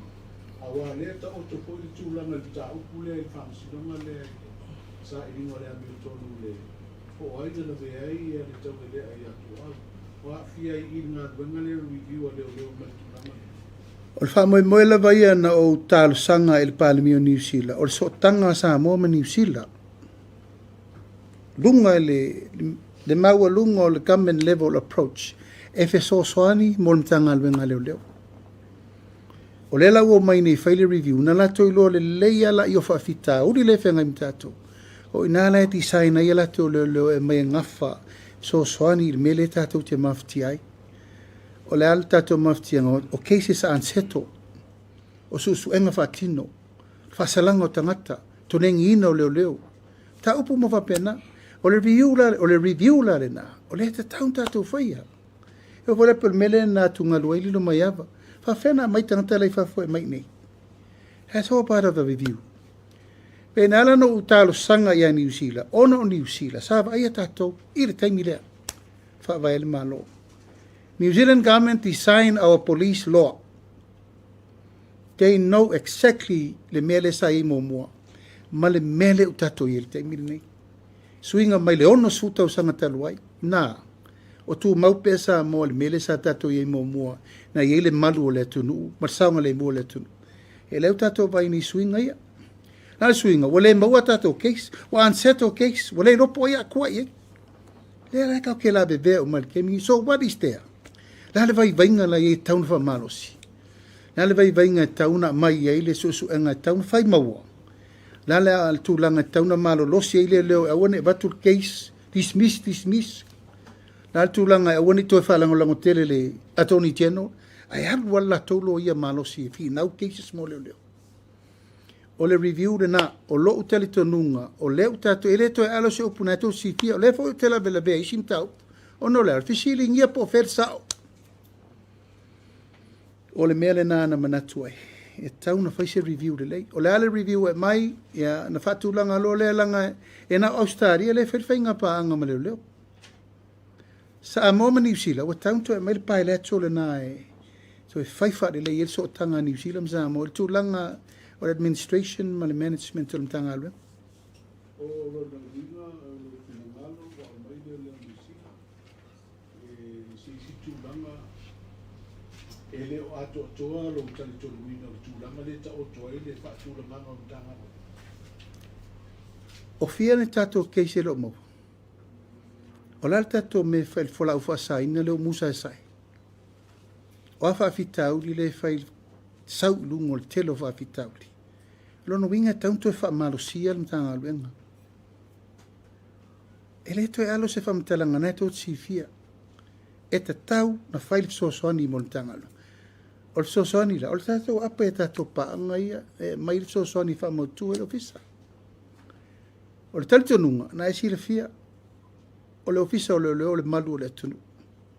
O le fisiri la, o to e malu le tunu. tirina mo tātou uma.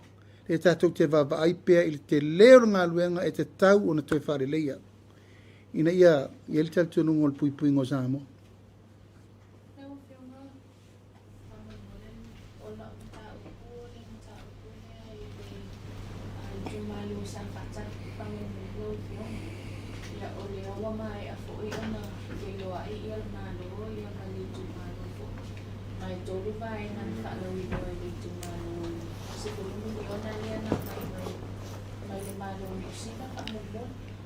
Ole asa ta oi ni sui fai pule ni tumano papia.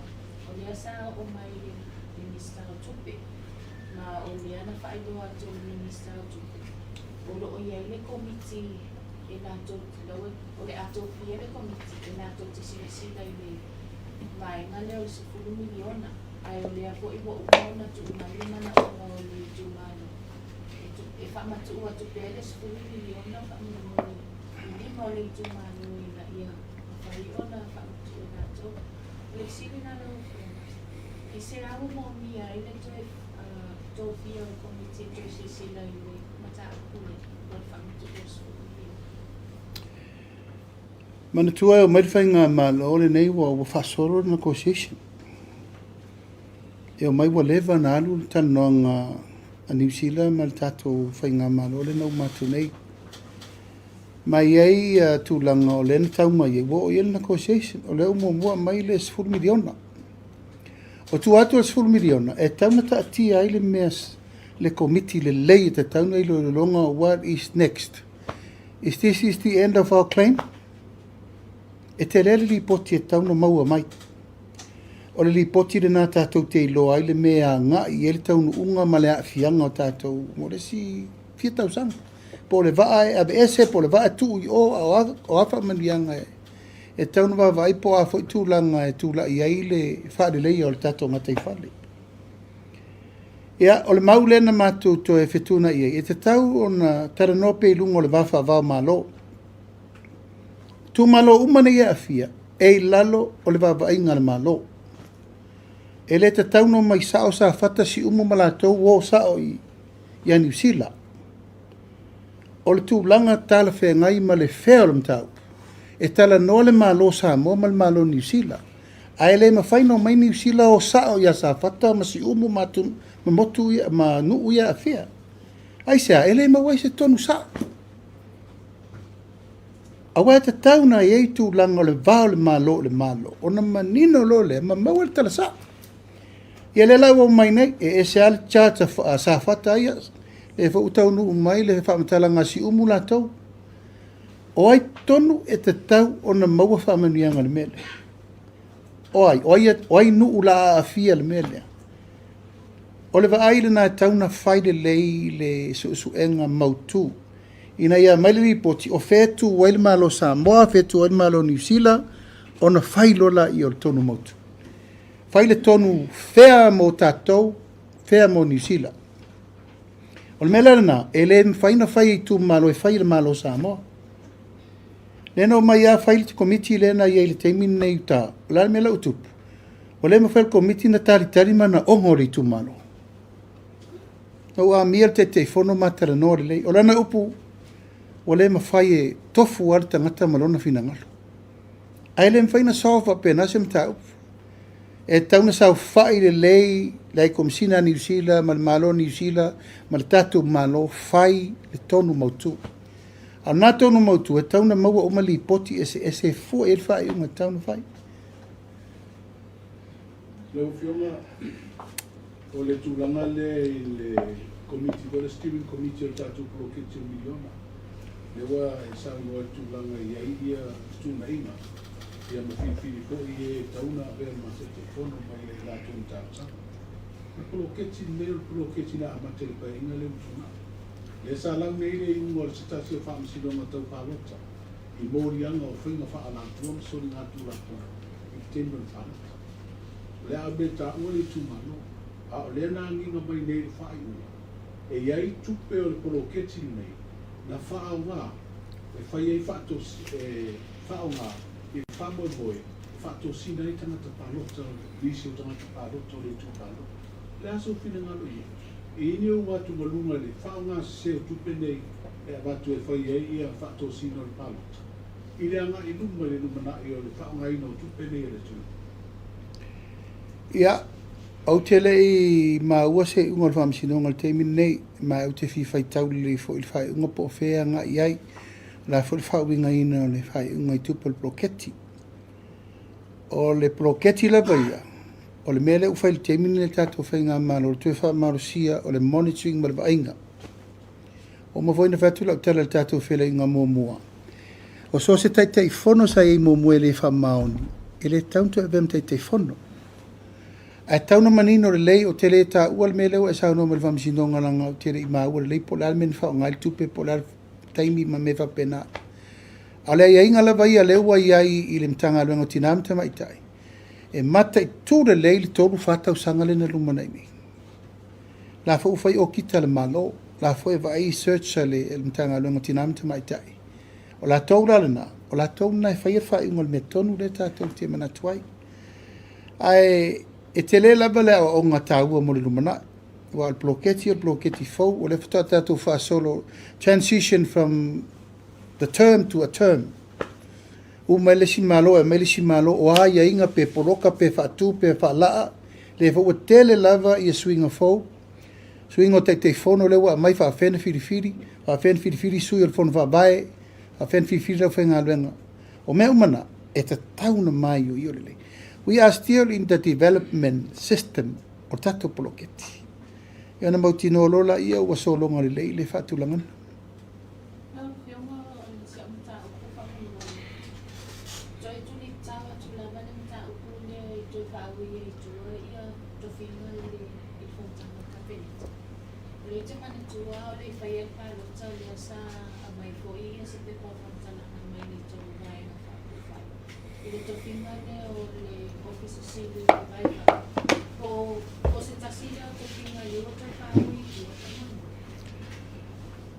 Ia o to whinga nā ma board members, le sa tusi mai e le AG, ai mātou tere i o mai tono le mālo. E le o le te tee ia i la tau o tofia, a o le te tee i le awala o le whatino ai. O le mātou tere tununga i lalo le Convention of Caretaker Government, e le mafai o na whaise tō whinga i teimi o mālo tausi. That is our argument, not the person that's apply and appoint. No. O le mātou wa ai, po whetau nu i ei le appointment lea a elo, i eise tulafono, e kaba ai. That was our point. E le itali atu mamanino se tala le loia siri, le teimino o tusi mai ai, a o lo loma le balota. O le lau mato mai nei tonu, e whapea me le loia siri. E to e whau i umai tua i a board members ia e tusa malimele utupu. E lau whai. O to whinga o tai oulum tanga luenga, o le whaatari le second opinion a loia sili. O le whaatino fo le tūranga le iei. A sau lava le whina ngalo o second opinion o lea, e mautu o nis tūranga o le nā. E a sau fo le tūranga le whau i tua, ia, o le mena le sa matou tarsanga mai ai loia sili. Ia tau si pea ala o tulafono, ina ia tusa ma le tatou. Me le tatou tuloina. Le la masila o fionga ia lau malo ma le nisi po i o tatu malo i le wala o dia i Amerika Samoa. E mata watu i le uto o malangi. I o le tapena o mai tu na homo pasani i tatu tūmalena. Po ua i aise e whai unga kapeneta e fia se vai ngā tupe le a whaanganga. Mole te pena ina o ni tūlanga whape tatu wano whai, mi sela vai tatu whaalolonga masani.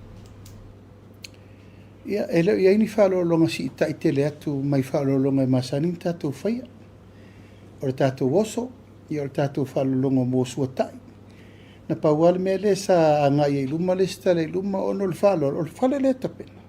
O le umsanga, o le whale le whai. O a la tu manga i umsanga.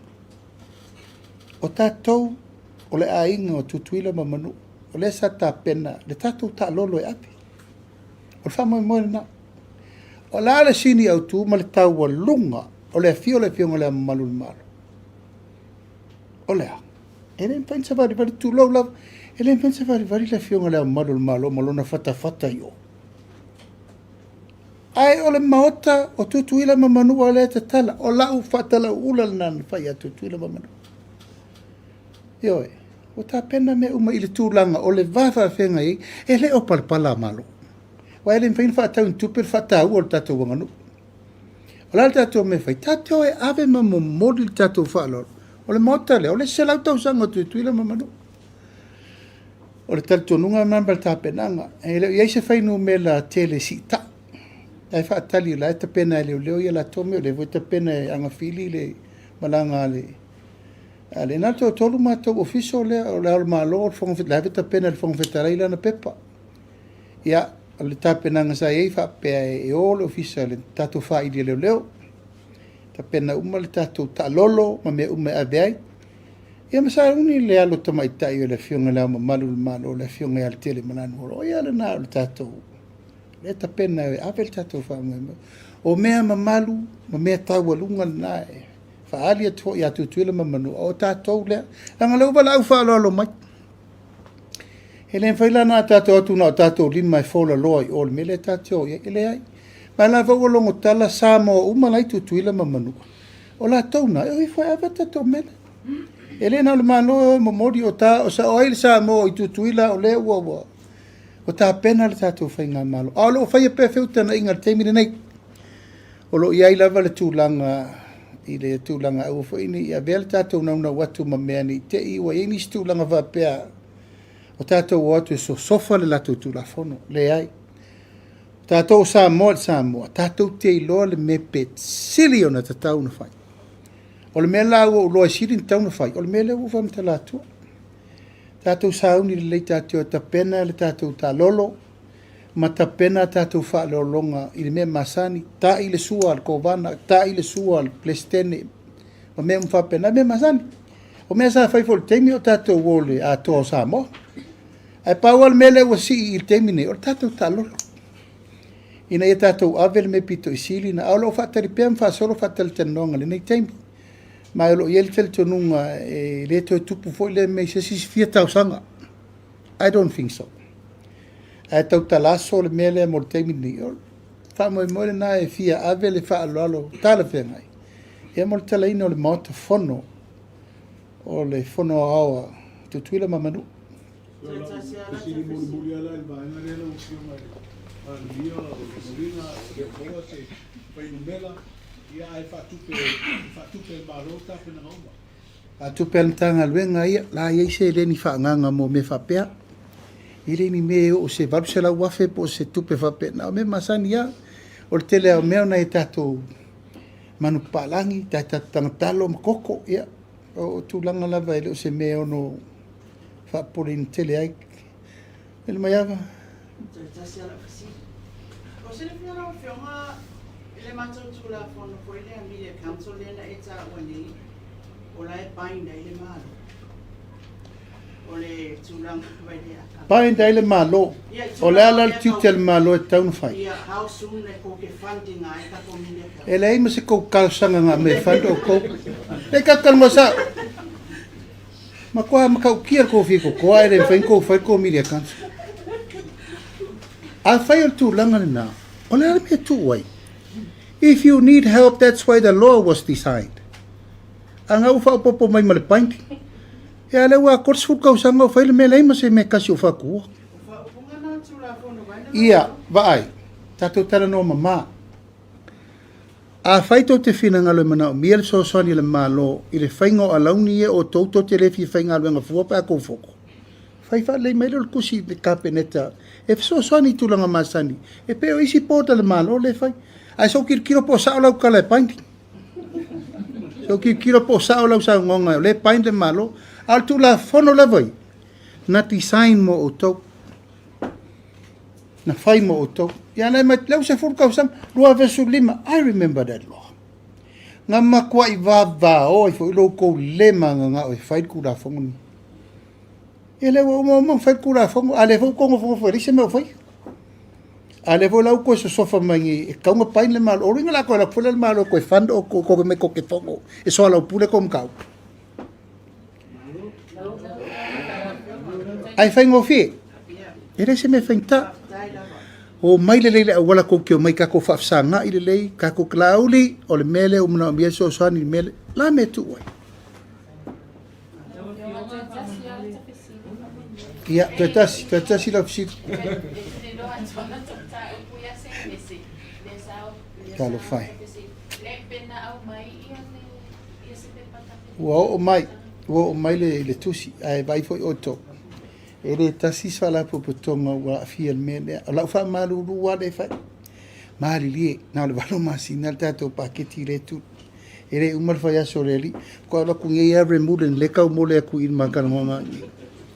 O fatu ono sai a fai wa mawala tupe ono sai o isi fala potonga le skupe ai ono sai o le FAO o isi tonas o istanga te su e mal tupe mo to ai yes wa mai le kele ngai fala konga yo ano ya afterno fiona ga lo de to ke tuli do atu la vale mata upu le bilateral relation le ma New Zealand le la au mai ele o le fa libre vi mo tanga le sana ia pere o mafai na fia tu ai ma se tu la fo ile ai ia va foi foi ta to leo ia o mai i o il malo New Zealand la o fiona ma fa o le brief le na matu tara noa nafi mana kom sina New Zealand e whāwaenga le wa mai the prosecution, investigation o le training ia ma le legal o vaenga na e wha le wa tau me e tau o vaenga na e wha le la mai a mata i le pai le tole o vaenga pito sili nan tato mana mia investigation, prosecution, training mai o mutua i o vivia la ianuali mai ele faʻasoasoani le New Zealand mo tatou laua lava le pekapa Australia le tatou tavale ma le tele o mea a o le ano fale o le matagaluga ua tau tatou titilo le vaai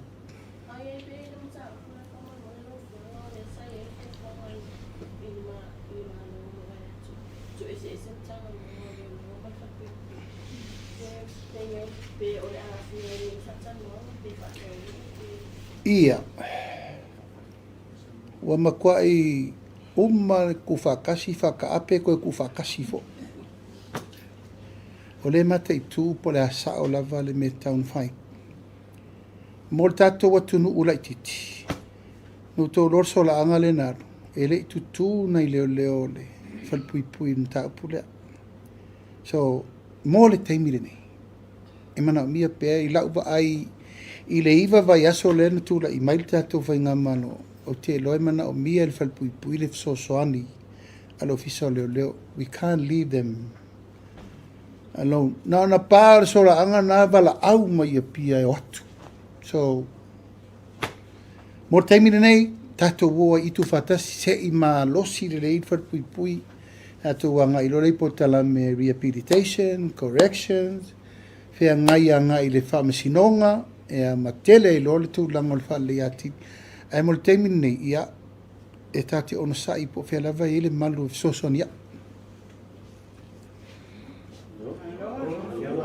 ia ona le ua lai nisi fesili sau faapeto te fesili mai tulaga o le faafitauli tele le falau faasaina ui o lea ou te mana o e tele ni tou fesili le tulaga lenā ai o tou it's a serious problem in Samoa eu tou mataʻitū le lenā lea ua tatou pepese nei mo tatou vevesi i luga o tou a iā tatau ia ma le tuliga o tou ma mea na ae tiaʻi le ano fale o mea tatau na suʻesuʻe ae maise la le tulaga lea o le faamoemoe lea o le mea le pisai nei tala sesē ave o le ana vili mai nei le tagata i te aufutaʻu manei a le saunoaga atu le epa o lea ua totogi le kapeneta o loo pili na avei aʻu le falemaʻu e sesē lea upu e leai sesene e tasi e le mālō na aveai aʻu le maʻi lena ua aluai ma e leai foi so faamoemoe e toe faisa reimbursement le mālō autou sisila o tou faamatalaga nei e utuaʻi ua uma na pasi le kapeneta ua totogi uma le kapeneta le sikoiki lagalakalua se lauafe lega ua aluai i lea leaina ua fai atu e ese le mafatia i tulaga lea daga o tala nei le alu taimi nei tala le faavaea tala le saʻo ese loo fia falogologo ua tuola e luʻi le tala lea Po le alme mafua I pea o na ngangana I tui ngā tūlanga le o le tua I foina. Ia matele ai lola le FSS wa wale ko fe kaka pe pelo sori. Wa makwalu le fa kwa ia le ka fa sa ngi le observe. Ia ale ko kalsanga me fa manga. O we tu mu le loto fa manga lo. Ia ka ko wal wai pa fa pe. E ka ko kikiro lava pe ia se tūlanga I lo ai o mai tūlanga tala fe ngai. Tala nom ta upu mo le lo. Luma uyo lea ia o rile ngang whaaftai tatou au tu stala ka leo ngosone.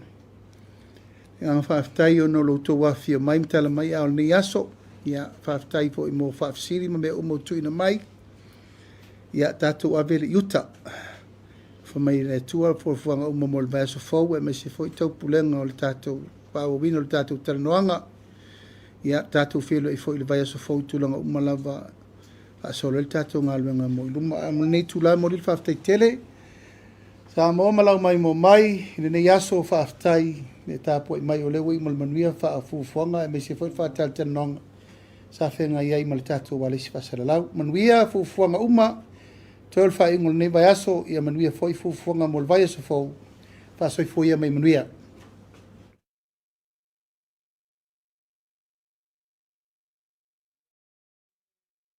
Whaasifonga le nā o le whesanga I ngā e pei ona wholawholaina le whionga le pāle mia o le a whaau is frei te itasi o vai aso te itasi.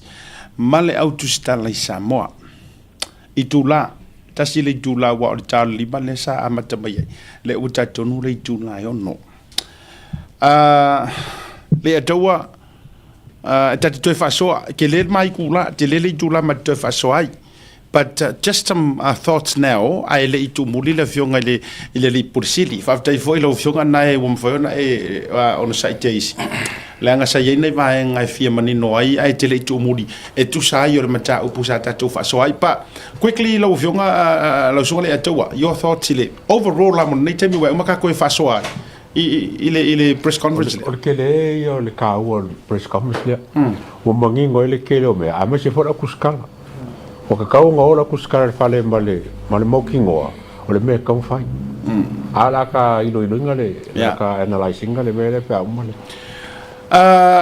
ma to foi male atawa ai on le time male fionga le lipuli anai now let's go back ile issue le ale tamaita I fasala lau le foi na vai tuana nei e fatata la na pauale o mele na lo fisilingia mai ile po afeko so ko ile por kala mel blue mal Tautai A'e Samoa e uyo la u fa manino e le fionga le palmia alu e faisanga su masanga kangi pe afia manga o ia ai ona olana tusinga na fai fa le ngai lo tamali anga mar company o ye se fuanga ala u fionga e fa e se si step ulungantu ese mai le tusinga le Ja, whaftahe se ata, e pēla wana tatu talano le teme o sola.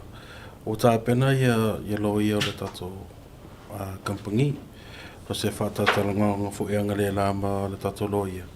Ia, o mea masani lava, interact lako on our behalf, and I know le Radio Samoa, le point of contact mo mua lava, o la ua talusanga fui se meeting ma le pule o le Radio Samoa, ia songan whawhenga ia punwhasio ia makortua ia ane. Ia, ma se tusi o le lo ia awenei o le Jaws in Samoa. So, o me whape nei e sa o lawa le talafonga le e mo ia lawa tuulalo. But well, the damage has been done. O le faʻasoa le pono po, o le tua lalo. E le se le anga o le tua lalo o members o le media. E whatatau I le press release na tu na filunga le Samoa Observer pero isi penga to failangi. So that's why I was here yesterday, because I didn't feel satisfied that walu le press release I le se leo the blue wave. We weren't consulted, we weren't considered, and that's my purpose of being on here last night. Ele foi so tala sa fatatau ya maina. I didn't mention her name until now. And, you know, I didn't say that I was a executive member. Which is members of the choice. Yeah.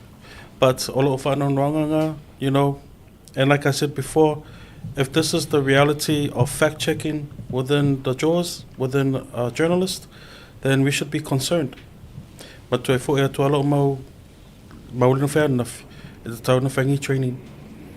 O waia le ethical code o le journalism, but for le transparency and accountability. Yeah. Nangola kole for me ola kole keep the government accountable. Ya fa pela e tuenga tustusinga ya fa no telela o tulanga. Malo fa tai le la umino le finanga lo le fionga le pule o le taimi o la tu muli ai mo de silfia. Ya le uia lo mea mai le mama fo I le fionga le ngafta ma le company le Blue Wave. Ya le tulanga o le fa'aleanga ina ma le lawina o le pepelo ma le lawina o le matou le stala I Samoa. O le vainga fai ua te fia mana ai le ia tu muri le fionga le ripule. Langa o le sa no nei mai nei lana fasili. Fa mai o le o matou le leanga ngana au kango ko e rephrase. Langa le ise media na mana o ia watu Samoa o mako. Ia por Tautai A'e fo. Fa mai o leanga ngana. Ai le fasi fonga langa post lenga fai. Le la va tulunga. Na ia fta ua ise upule a vai o ia le il fasi fonga le leina muli muli. Faina sum ini a misa. O lo ia ise tusinga fa pea le tamaita ile nei. Fa fetai. Makau faingi o fuai o ko pepelo. Now. O se ngangana la lea se kusikala a o se keinge. Pea fai o le la tatou tultulia lana upule waru nei fia a ngelu ilu mor pale mia. Ma fai mai o tatou le leanga le ngangana a o tau sila la Samoa inga nganga kuskusia a o keinge marka maika. Ia, uyo lea, wo manatu e vatu e se isi sila I fo ile fionga le lipule e le itu mudi. Ia, ai momori e tufa afte tele lau fionga nai. Ia, just fo ile have no fo yona e fio mai. Set the record straight. Ia, e mese fo, what's next? La lisi vaenga leo le afai. Ia, I titi tele. E longo puia li ilo tau pa ia malo tau malu. Ia, malu ele dea fia lau fionga le lipule. Ia, faftai lava seta, faftai le atau, faftai Samoa lo mai mo mai. Ia man via lavale te whasausanga le fiafi whapea for le weekend whaftai. Ia, le nā ua mai ala le wha talanoanga ma le fionga le lipule. O le a whaile faʻasoa ma le fionga le sunga le ataua. Se taimi join mai ia le ta ia hana. Ia, e tu sai fo I o le tātou Media Watch. Te lo for the last 30 minutes. Ia, o na join mai la ia le o le ai o le ase I ma faʻasoa ma le sunga le ataua. E tu sa o le maka upula press conference officially nga fai markau le kalangoa pa amatala utala le ataua fa mole mole. Le ai ma se kala ka kangi o langi nga fai sole. Le plesking o Jaws. Le plesking o le Jaws le fai atu. O ma le ai se kala. Ora so fina ngal. Kini lo pra mole ngai fai se kala. A le saka ko fa mo o le plesking o la ko mo sa fai. E kau fai sang kala. Ke wa ko ko apiu kau. Para ai e langi pe ora kulanga le we langi wa sakfapia. E o le ka ko kilo le ka ko kilo ngela kulanga le asiaka. Ole coffee ole bako le malo fa Australia. O fa nga le se set up le se council le kalonga mo ele palmia. Le o me umbange fa pesking. Le lau be besinge. Quali lo ai langi fa se kala sole. Kakile o langi o langi o le Jaws. Le kakalonga fa Jaws. Yes. O lo fa no nga le ataua tulo. O lea wa uma o na fai lo le fina ngalo le fionga le li pale mia. Ma fai lo na fa sea. A nga I le Jaws. Now, a kako kalangoa I le Jaws. Kau ke kalangoa I le totino o le media tele po le mafukanga po le asosi. O ai longa peleskengi. O le fisiri nga sa yai se peleskengi kukongu. La sa yai. Sa yai masesi. Ke ukupe mangisi kangaka. La sa yai. Tatia ia la isi tangata e lona luane ma lona tolu ma lona fa. A o se upu fo ia o se kala se isa ungoange ri ila usunga ko. Le anga o oe o le representative o kako uma. e ia le upu e masangi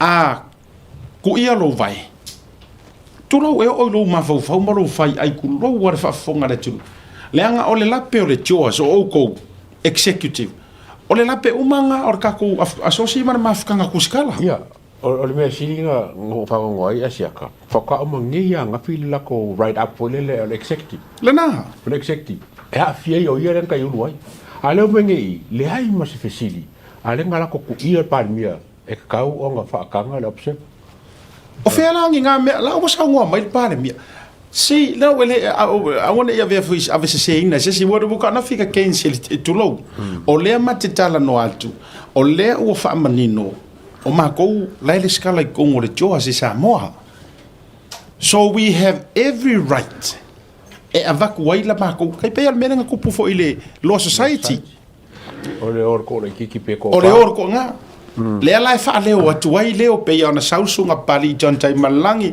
sau Mario Lui o mai o matania to iloa a maposua maleango o nasa yuni sa polu ele asa se senga man mele o maku fayak iyo ai langa la sanga e ngofo ai lava wa ele se isa ngwa ku ia e fai masuyo ka ko fa ko es fa malu lu ile fionga de palmia ona era nga len ko tolo ona ele nga len ko sa fa inga ngo fo manga ngai ko a fefe la observa so le te o fo so o ko a fefe la wala kuskala la observa to feel like lo proprio ka fefe la observa you had your moment le lo bingo tala you had your opportunity nga maua le avangoa o au no fa te dali le atou e o maloa foi le se wa fursa nga le al parmia fai foloa o kaka ko nga ka worunga me le olangi fa pele o sana sa nga ia lo fionga le parmia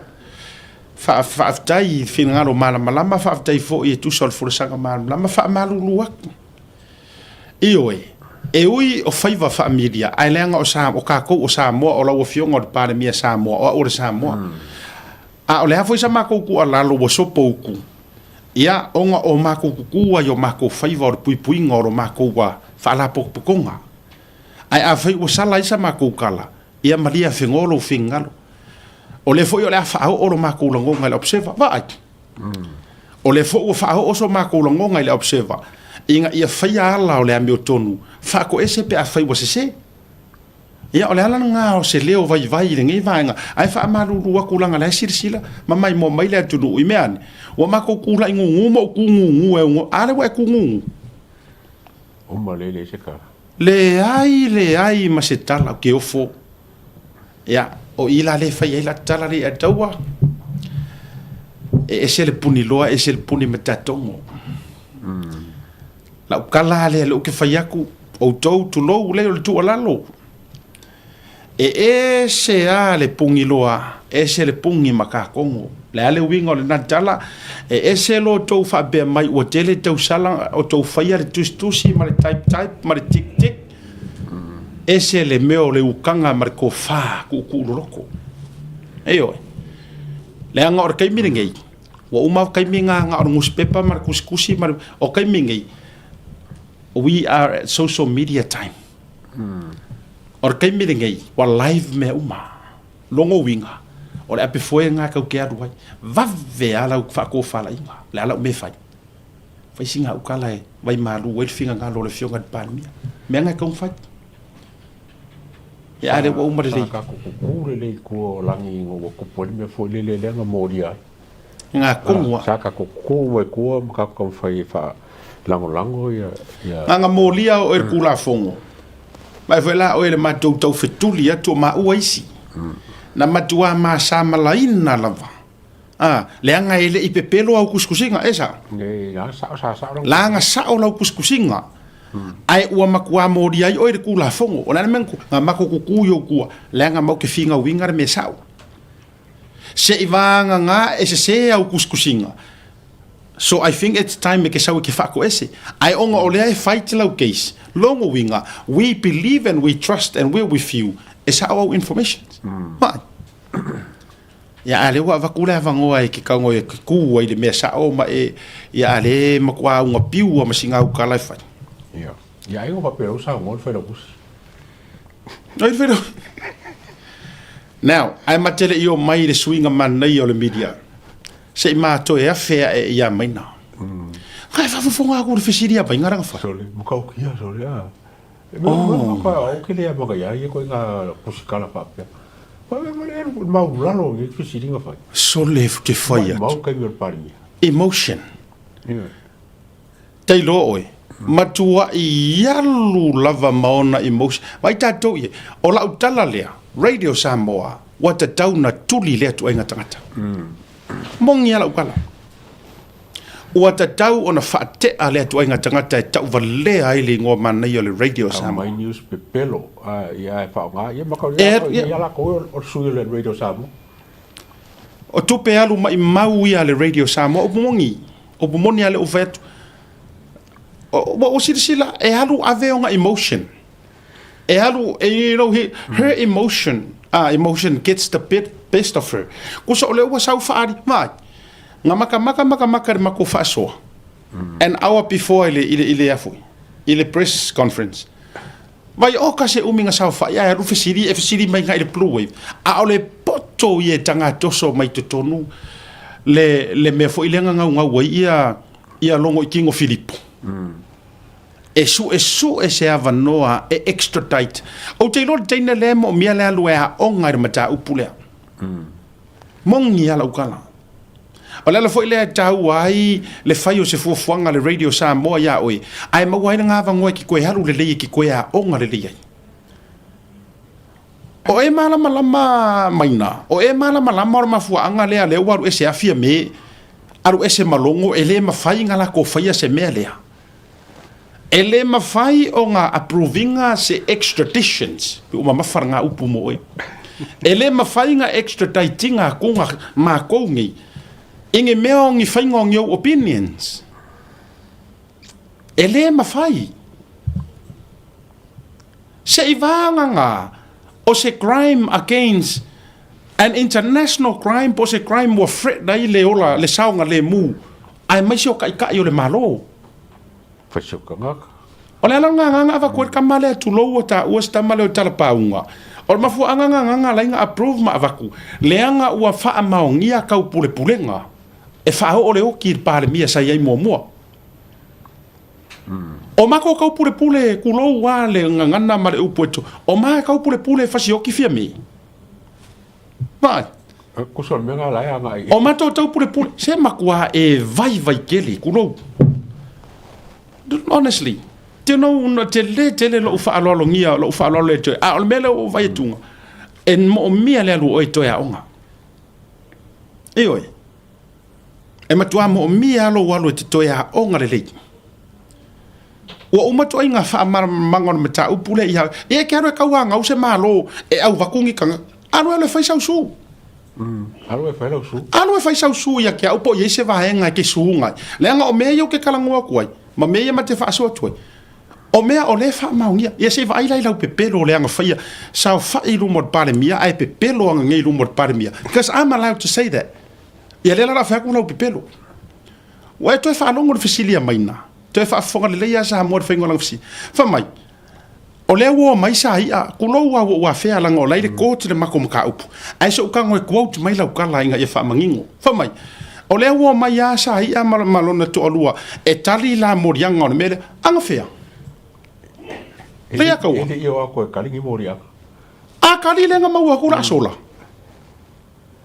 oh my good boy mai o moriaga la ko foka fai go ka uyo e se ale me nga ko e se ale me nga ko la ko nga ko fela ko kala sai a ko le pa o le matua e fai tala pepelo le mafufa o matua fa mafia fia inga ma fa alu mai inga lo fai kala pepelo maluai mai lo ngutu me pepelo le nga fo yo le mele mau ai lo fa ngutu lua o le mele no a sa yo sa kala ya o e ke lo o ma men ko kupu ya sem ai lo fa ku o ele sika nga ka nga afia I le mele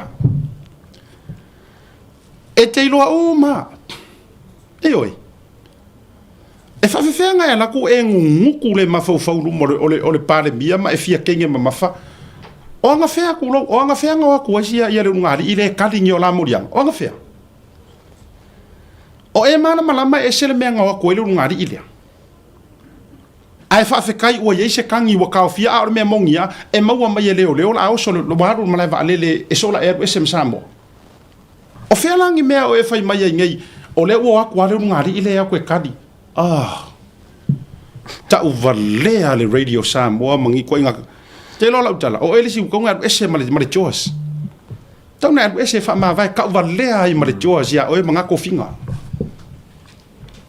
sa o le so lenga fa yang ngile fisi fa mai fa pe o e misi la fa longo mala tala mala fa longo ngo atu au upu malena o vai lena o utala na e fa ile il pale mia fa mai po ye sanga fuanga avaku ona le mela avaku i fuel au di mau evakulea ile la ma fo o ma para pala vale atu ya oi it's just because e mau au pepelo ma expose au me pepelo nga ke ila ia le wa e ka vale fua ma fa mai oranga nga o nga na ia par fa vale sili lenga nga fa o le sili palmi ele sim ka palmi o sili ka pu ka lo na fa le ke sili palmi ale nei le lo ye sili mai na vai le ngai le lo ye sili kango e faisau i meri mai lo ye sili e kango lo e pem faingo nga vakua u Samoa kango e fai me lo ye sili le ngai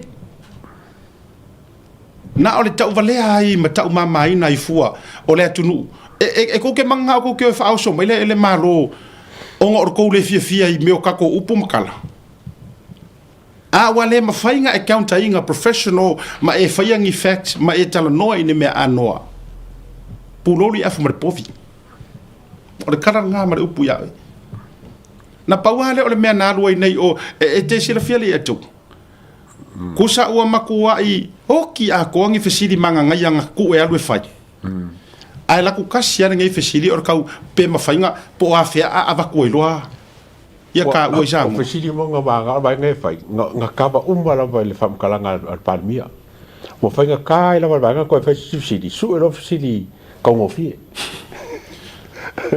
vai sa ngonga na fionga le lipania ele ai masesio o ko fesili fora au fasainga kulo le ai masesio o tou ai sea que eu quero fesili fora au fasainga me mo ele ma bra me lo ngolua la que lo fai ko so kanga a foi ele kai fesili mai ngai mea e fesili ai fare lo po mo la ko tips e lo por kulanga. This is a talk show. O faʻasoa ma mea ma ke ake. Ale o fat. Na vai e le rifo o fesili pepelo le makula ia. Me tonu ana nana e tai. Le lau fatu. Let me set the record straight. Maina. Ua uma na o fesilingia le matanga ruenga o leo. E winga i morianga po le po ile failanga morianga o ia ua uma no fesilingia kango e li poki le melia fai mai ngi au li poki langa o le mesa o lo ke fai kua ua uma ona o fesilingia o ke le ka ua ia o po ingo fesilingia ai o ke le fa kua se kala ua uma ngo fesilingia o kanga kala e fai langa morianga ia o longo o lau kama o longo ia nga ele ai ama sesi ele ingi morianga se limongi ele aingi morianga ase fonkoe leise mea maybe not yet o lai fa kari se o kau hui Samoa moro sirfia but the truth of the matter is o longo langa fa kongua leo a o kau hui Samoa arrest loa i o kari nga o lau mkaup o ila lai o kangia even fia me leise kangia fia me o faya yakia leise mea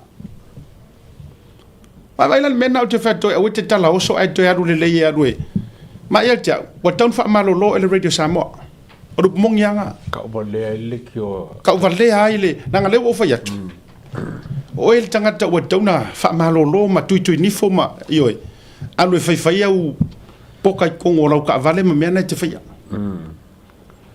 ya mena ta ur fa so tu sawa o mai la ia tu a le atu Mai sing ka paki mo le dress code.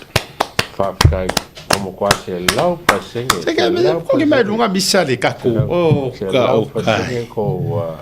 Ko la enga fai ko ngole. Ko press conference. Ai vai se me Ke ro kanga kale ke vai ko ingi. Ele ai ali o tanga tole matua la le lava le tia tama walanga. Ka oi ka mai kai. Io, ko mai kai sole le ai ali sole. Suyo le TV. Le ali NUS le ruma. Tama tai le ruma. Ia pe tama tai le ai pure kasi. Ai wa kasi vo ile gelinga fia la kuma top mar skirt. Ai le no lua ku. O te le lopo ai si ka lo fai si tintitile ki ro ka ro li misa moskadi le po ki le NUS si tintitile pi ma ali ta lo fai le le ko ro mari ki o fa lo la NUS uma ya NUS o ta lo fai io te fa longo ya ma e ko por kasi ma ya o ma sang ya la ka mo io o ke ya ka mo hai okay ya te feel o se ki ya me ia ku ya langi not bad. All right. Yeah, mamainga. Maina. Por kasi mainga. Ko ko luale. Mai la mana ya manero na ya na tonwa. O lenga ku ka unsa fa ya la ka nga sa fa fa. Ile ka nga ngopi ko luma ka kai. Wa fa apa mo siba. E mai uma ke au le luma. Le na avalo fa to. O kamala ye le ilo siba ka karngo ye ne ka siba. E oki ele fa tambala ya o tua. Ave ku la nga ilo aka. Fa of sama tetri la de of sama sam. Akasi wa kasi la. Sere o tasi la tangata utala noa tene le tangata we pisika ka fa kamala ile olanga. Ai vai na o ye le mede was kai di mai. Fa kamala ka le ngi. O kaka, o se to fine la le. E la le to fine io e. O ala wa vai ka ko ye. O na terri le. Mal pura kasi vai lá gago box mal mea e hupe mai makamara pingi kama ilau ku avai kwa okay ya ki pilanga ya yuli lai ku wa vai tu foi lá tu mer cameraman le tu e baka mai kama cameraman le o fundi tasile e tapi pilang foi oi foi ngole dia Isaya. Tasira tanga tau te mauanga ko mengi le fast. Lungo Facebook. Wa vai lana ata ya uma fa yana ko men. Ele le foi ata ya tang matita u atu. Iyo. Ta fas. E mau uma lungo Facebook. Mau uma. Vai no fa kula. Kele me kuskala. Ko fela ko Facebook. Ole me mari e kasen mai ala to tanga tala lu tu fenga duenga. Lai to tong ya se ele uma matalai. Iyo ele oro foltene te do masani ine te ala ele wa. Ya la o tipi ha ia ma. O si ka mai ka ile au ka fokipi. Elo na wa ga lai pungi mai. Tu e pi. O tu e pi. E se kia si tene si. Lai okay fo. Ele le ia fo ile le yan ke lo la ka kala le sa fa i mai fo. O ko o ka se o se malo ka ka pi ko o. Lai pi ko i Le go fo mo mira e picor kona. Pese. Ai no ringi kia le tale observer. Se ka o summa luma fa mo mole. Ko mo lo pelo le lila o ka fasi. Ka ka vai kunga sum mala ko ku mai gai. Sole. Oi vai de kanga le o ke. Oi la. Lavi. Oi ka fe. Ngai. Oi. Au to si la tu Samoa e maka o kia ku ngo fo lavi lo ngo for pare.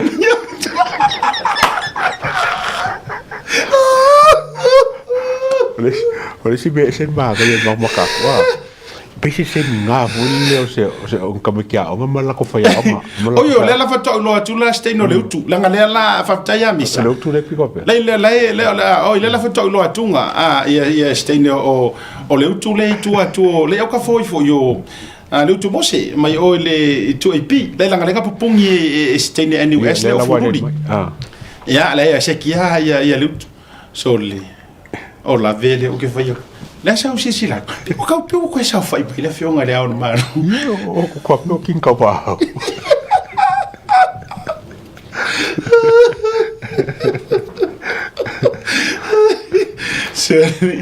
Ele vai ficar kanga. E fai ole le yo se mic foi le pasi around se kau fa le o kele ia. Kasi nga me pawanga me fa le ko press conference. Kau le lo longa ia si fonga o le ko media. Le le kiki filme ka fa. No steno le tu le tua e io te via ia e mo ia HVP. Vai kamo vai recording ai ko fara vai recording marka kala ola ve recording mo or ko sila or tanga talia o ia to no ale e pule le media de malo a ko sila ko ya ole mo ele me la ku la me ya are ko kure mo ya sko ingo la ve ele papa fe ki dingi fe siti Tatou Ai se vai nga mate whawhitai ai whawhitai te le lava ua mana ia sa matu alalo. O la e a ko ke o ma o ko vai lenga wha fo ia nei sa nonga are ni parmia. Se vea kore ta ko media watch di base ko media. Por me di o mo ia hana. Ya ai ele dei vanga o viafi. Yeah, any final words e tu sai wai ele I fesili nga fayangi ele I papa ni fa gigiri se ko pe I papa ni pomungi nei o fa ka wa ingol melenge wala nga ki fesili ko fa le ko mo la kuskala ma nga ye kiliva nga el palmia o mkau iya o nga pe mo la me o sa le manai o le saunoanga o le manai o le lecture inga le palemia ana nei ki roanga ngi pese training pese media seminar seminar le fa o le ala foi lana na vai tu I wo matu ai tau tu le moela ve mama kwa ai wala le ngo fola sa par kamano pese de si poi o to sila tu ya tatou le malolonga a foi mai sei kau su aku mako kinge fai media watch por meu po moi pior moi ala vi tatou malolonga foi mai ya fa fero ai hanai rungon pokala.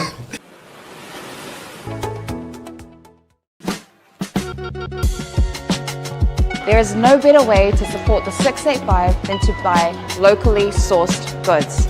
Here at Tasi Market, owned and operated by Samoans for the Pacific.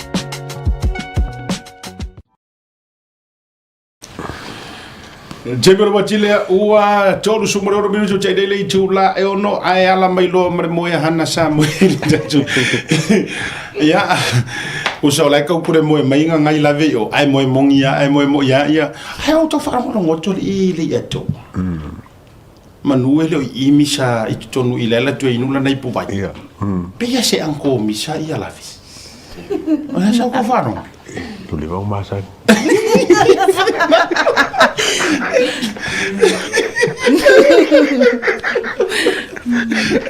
ya vatalo fatu hana irungo le tatou por kala me buka ngalo ya o le fali media watcha. Yes, I was just going to clock out home to go early because it's Friday. But I remembered our media watch. No, I'm kidding. Vatalo fatu asiata male atawa fatai lava mole avano. Malova Jai, so your thoughts surely over Yakunga ke mata mai lo officer. What are your thoughts about the ile press conference in Samoa? Yes, I think everyone came dressed nicely. The one thing that I did pick up on, which I wanted to talk about, was realizing the cracks in the journalism associations in Samoa. And Laoli addressing that is really good, that they need to come together and build their processes and their structures properly. Our boss, Anai, talked about it, and he emphasized those key points. And I think if they have more honest conversations like this with the Prime Minister, they'll actually make some progress to build a media council and to build a JAWS that is sustainable and that can last a long time in Samoa. So those are my thoughts. For me, it was progressive. It was a good thing that Laoli and Maleto addressed everyone in that manner. But yeah. O te whatura lau tala le media council le usau no mai ia le tausala ia hana. O le fo ina highlight mai le tusia le JAWS. O le JAWS. a whapia e le taulau o le whinangalo o le whionga le pāle mia i e le whaamaria ina ono o winga o le observer. Ona lei lea pe ave leo se formal complaint. A ngā i le council. Do we have a council? Nā o le usau no le pāle mia. Exactly. Lea taua i ona sau no leo hana. Ngā council pēla i. Wa, o le ala whaka lenga whamai i le pāle mia. Ia oia ave ma ko fasea let's go council. In fact, sa kaunga pisi vaenga nge whakulanga lako council. Ngobo vesi de mele. A waru le nga lako kai mi il kam fai foi le fale angal pare mia ma kam fai e bakul pare mia fako ese ma le ai vole ai ma se o e organize lako council. Vai se lako urgent meeting whakulanga le council. O bai fa pe mai pare mia. Lo fa ma ko council. A kongo la sosangi nga kulanga lea i la observa ma la fai fonga sosangi le chos le mo ala pisi solo e meia ala ka kia le me sikin ka o council because ngale e adi ya de han e o ele malo ma ka o le council wo uma o fa kula fo so kula fo na tonulo ai fa per kula fongo ai fo logo po femeo ia Hannah, do we see a starting of something and it's a must e konga fai le council lea? We've got a building le George Samoa le o mana ia le ofisa fa tai ia Australia fa matala o te taulo no lo fai le vanga lea. I think from my analysis of how all of these events have unfolded, the first thing that am skeptical over and critical over is the fact that they released these letters and their media council is not even set up and their Jaws Association is not set up. Why are you releasing a letter if internally it's cracked? So a better thing for them to do is to work things out internally before they release these letters. It makes absolutely no sense. In regards to building and moving forward, they have a lot of work to do just based on how the events have unfolded. And they were so quick to put on a face, like, this is what we think. Like everything in the background is falling. And so unfortunately, Maina was the person who came to the table and exposed it, through her post, and we just addressed these things through our platform. But there will be, I do believe that they can come together, but there needs to be humility from all of these people to come together for something common. Till now, leia taua mahana. Until now, wow, te ua tuaila utu siakia. Ele ia se apologies from Observer.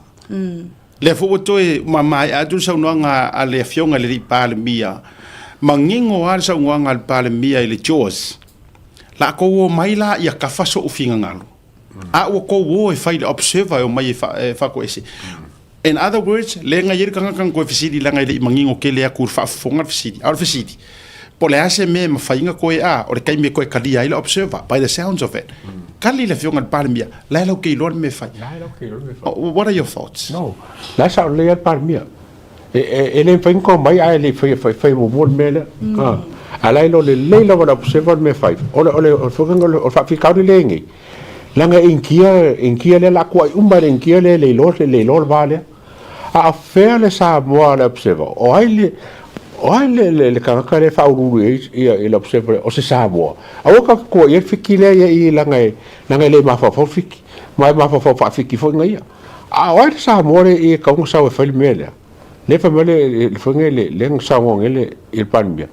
Lai lo e Observer me ka fa. Lai lo. Yeah. Hannah, from a New Zealand media perspective, anga o se media le a New Zealand le ua fai mai le was say you've told a lie about the government. Yeah. Famata ano le Herald po Radio New Zealand famata ua already apologized. Yes, so fortunately here in New Zealand, I'm not trying to say we're better or anything, we have a media council and we have a broadcasting standards authority where formal complaints can be taken to. Obviously this is not developed in Samoa, but if someone was to report the same way that Observer has been reporting lies, twisting headlines, clickbait narratives that are hidden behind paywalls, they would have been removed a long time ago. And the people who hold them accountable is the Broadcasting Standards Authority. So those things need to be set up in Samoa as well. And I would highly recommend it for them to set it up to the values of Samoa culture. Because what I've also realized is that all of these associations, Bina, Jaws, who came out quickly and jumped the gun, they were protecting themselves. And the 4 pillars of democracy, right? The media, they're supposed to actually take care of the people. But because of this intense and also the releasing of articles from New Zealand, they all jumped the gun and protected themselves, but they're not actually protecting the people.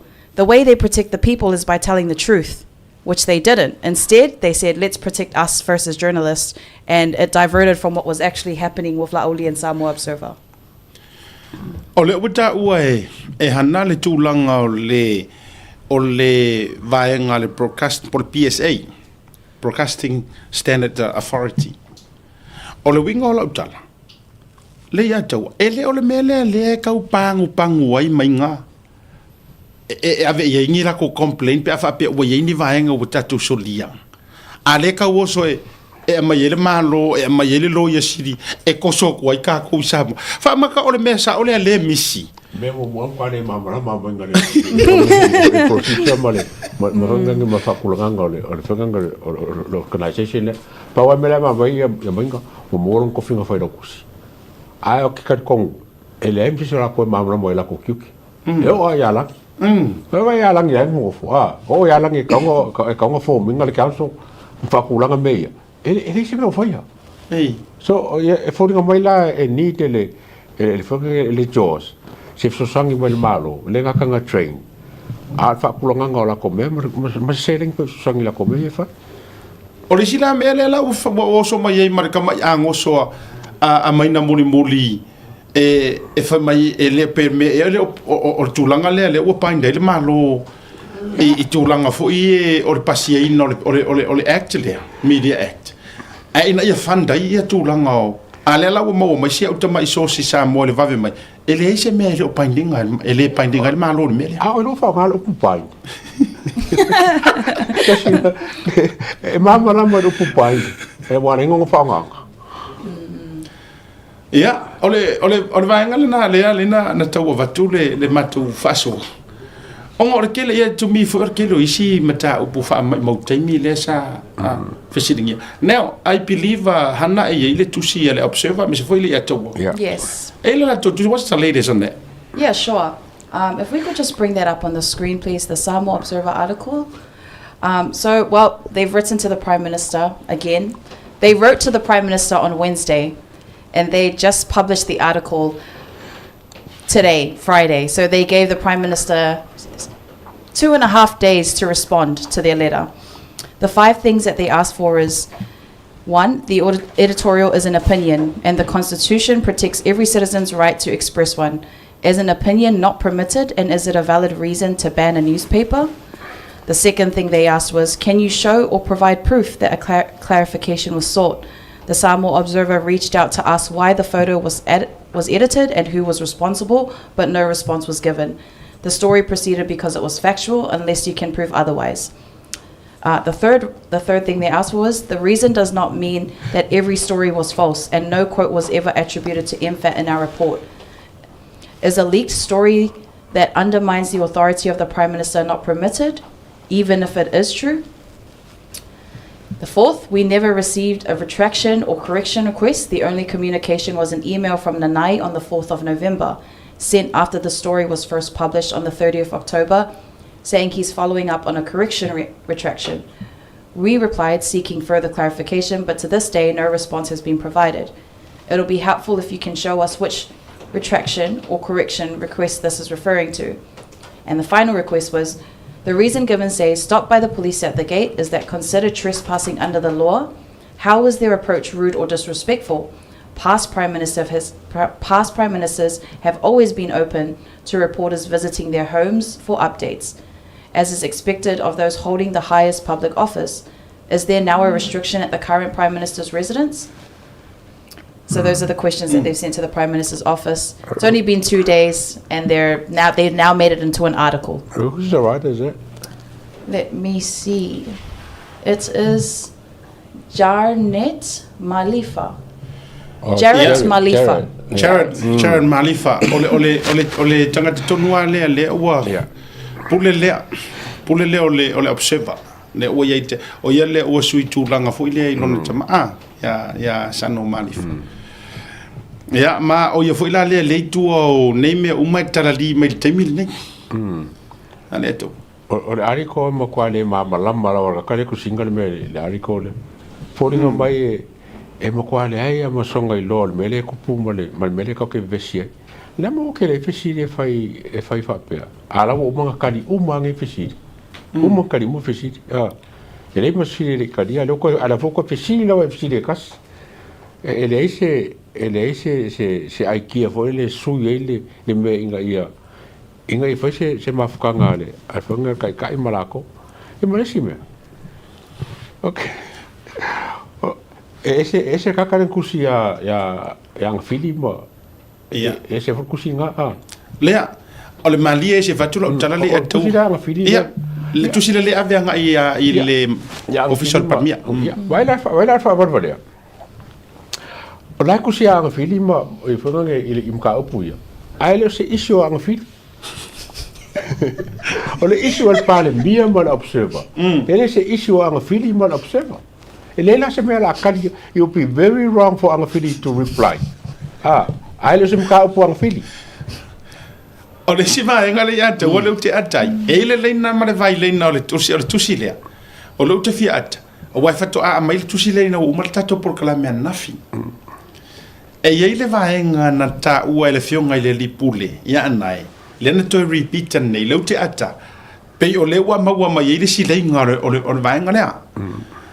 Ole esenga ole journalist ma le talk show ma le host o pe ole mele lena to sa no ai anai ole faʻasoa ia ka ua TV talk por talk show fa pe nei o express le opinion e ma ke faʻasoa I mata upu a noa e a mai le fact ma ka ho filo lea ma kua va ili ave irunga ave sa ma theory lenga ai ole kusingo la article e ke le fai aingi o la ngonga you don't express opinion when you write about something if la auli says turn right you write the prime minister says turn right ai a fai a mai lungo faʻasoa e mawhainga mawhapea o leang sa unga mai le fionga par mia kau ke turn right e ingi mafu anga ele ingata ko turn right e ingi lave o turn o kilo mai dese senga a lala e kusi lea ngai ele lenga ngai fai mai o le la tala le sa fai e winga ile fono fo ilea fa mai they were expressing their opinion o me fa Facebook nga exactly mai ele lenga ngai fai mai ele tusi fai mai o le matou atala mantu o le mele fai a koe pale mia o le fai kala fa kupu ua fa mai ua fai se fongo kanga a le fa urulunga o kanga ruenga pale mia male official pale mia male fai lau kusi male sui pale mia e kala ngoa I ngai se kala fu se fu alalo e ave pale mia ele kaunga mit makanga kaya le ala ua sau ngai anga fili o le fai lau tusi al pale mia makau mai se e reise mea nga fai ha a le wo vatuana na file la to tusi o lo fai mai o le mele na o le it's an opinion o le mato opinion le mele na o le loku ese Facebook male exactly mal newspaper mai o le loku newspaper por Facebook le fai la coca and I think that's the problem yes. That's the problem is that they are failing to recognize if they are a factual news piece or news company or an opinion piece. And this is also a constant debate in Western countries is whether media should have opinion pieces because they are the fourth democratic pillar. For me personally, I don't think media should have opinion pieces. I think they should just report on the facts and leave the opinions to all the other broadcasters and watchdogs. But that's just my 2 cents on it. Yeah, well, I tatou ye. Or the digital manager, digital manager Jared Malifa is responsible for managing the newspaper's digital presence and strategy. He led the launch of the Samoa Observer's official TikTok page. Ia le ki o. O me fa TikTok le sa wa. Misa se kongi me runga. Wa mai jan tau ye. Or kakare le fa kusila. Ele kauila ia fa kusile le o ia le pule sili. O ia fa ngo TikTok o me fa ngo menga. Yeah, well, of course, he is a frequent contributor of articles, columns, and news reports on a range of topics, including politics and local Samoan news. Yeah, well, how do you read? And Jared, part of the family that owns, operates the Independent Samoa Observer newspaper. Well. O le alo sano ai vai la manga ya o ia le ngalon jinga mela le se vai o ia nga amakanga kamale he led the launch of the Samoa Observer's official TikTok page wingo le kau sele li idea o le fai ma fa TikTok ele ni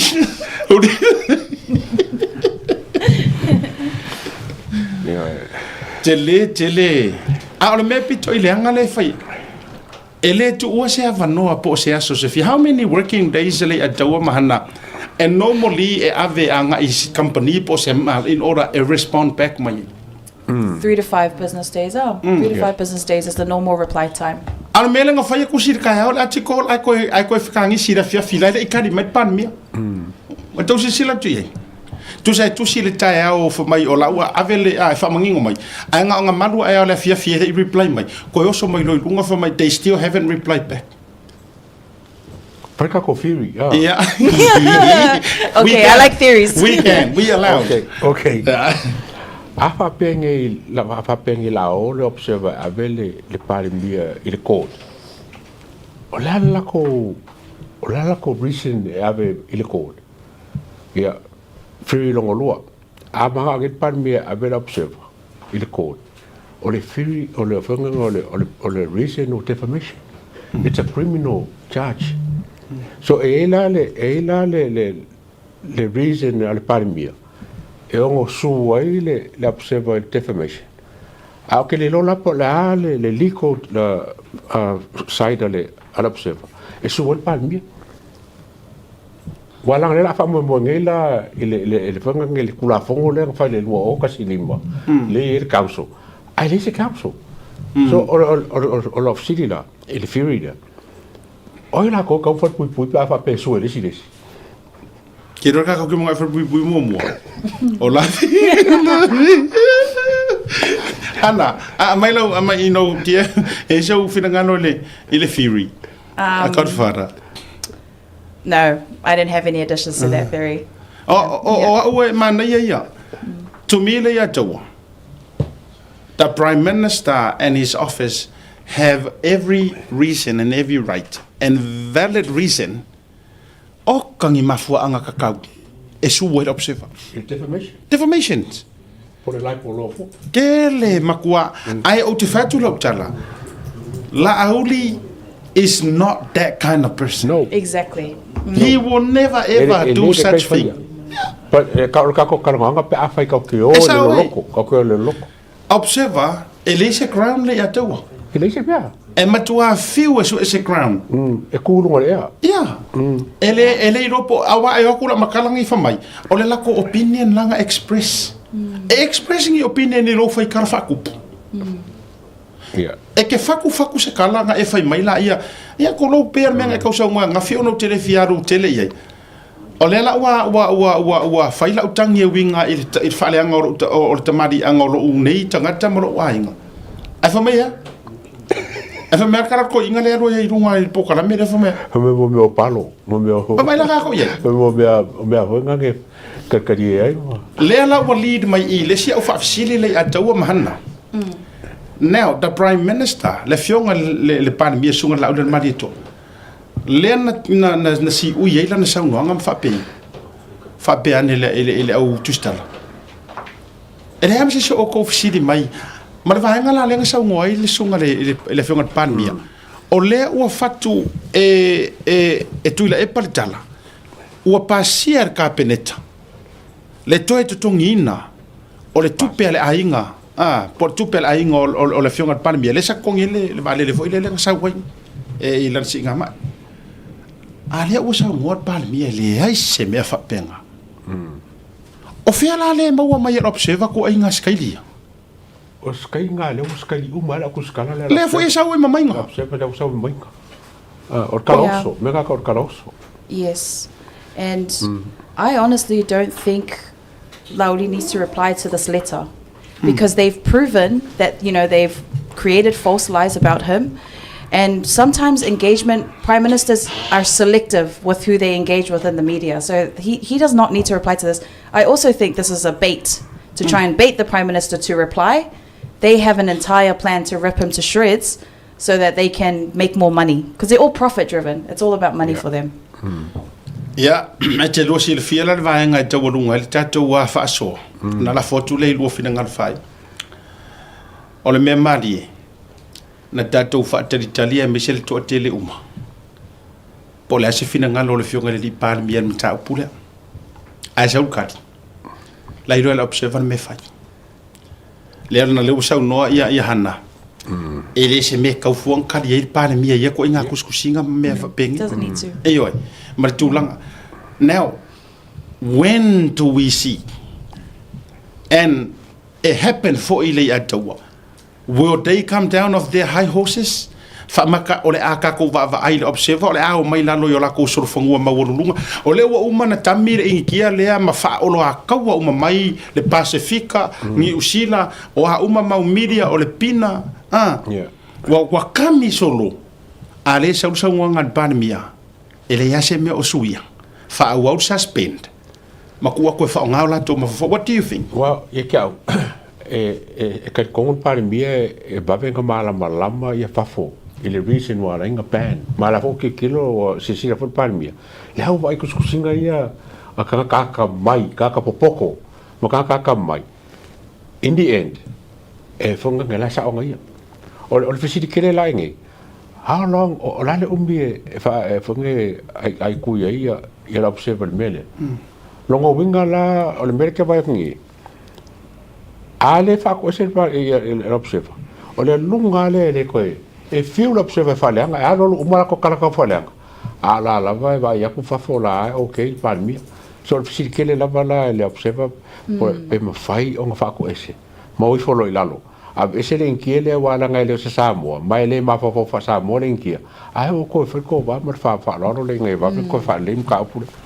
Yeah, and I think another thing that we all have to think about is like maybe put yourselves in the prime minister's shoes for a second. And if he engages with Samoa Observer, that choice could lead to widespread misinformation internationally. So he has to protect the nation. If he knows a newspaper is continuously writing lies, he has to be careful. If I say one thing to this newspaper, they'll twist it.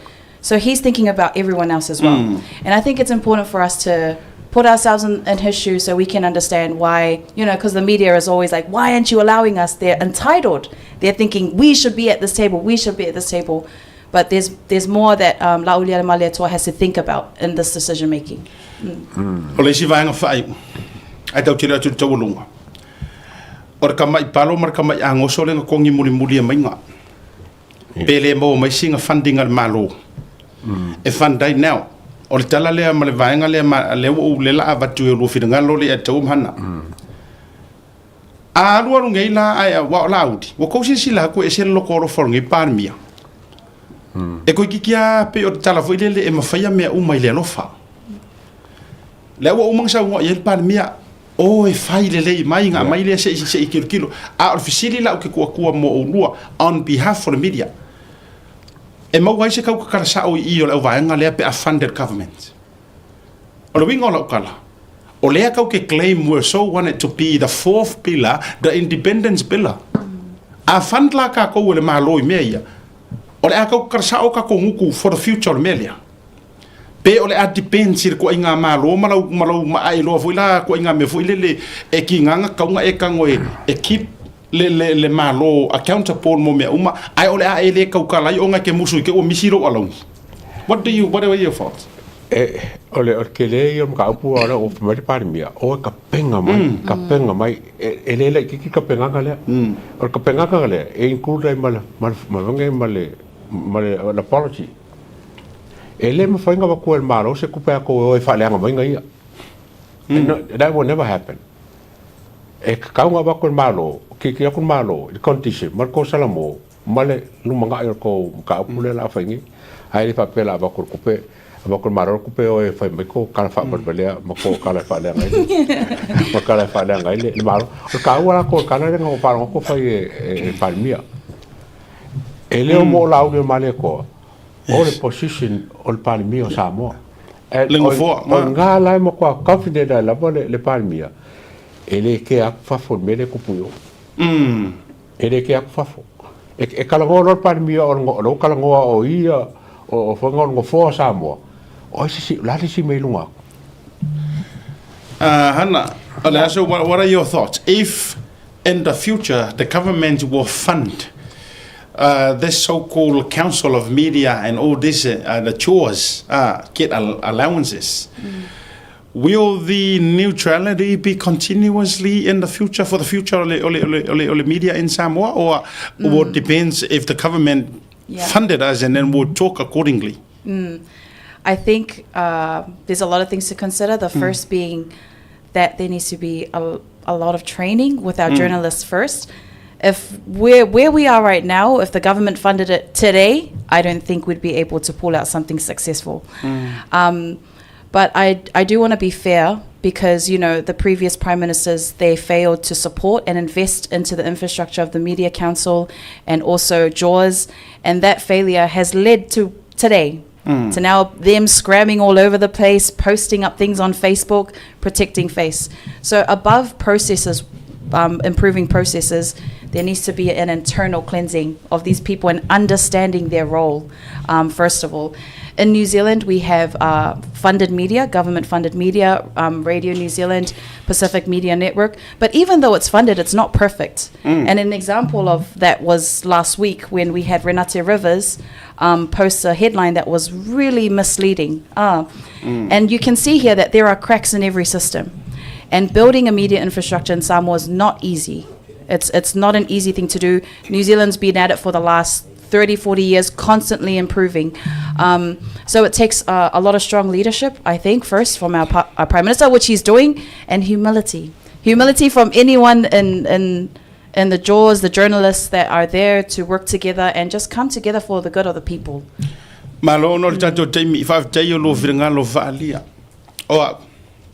Awang evese kupe ya o ye sa fa ye mai ngai kongu irmen or karasa wanga o silong especially go to dress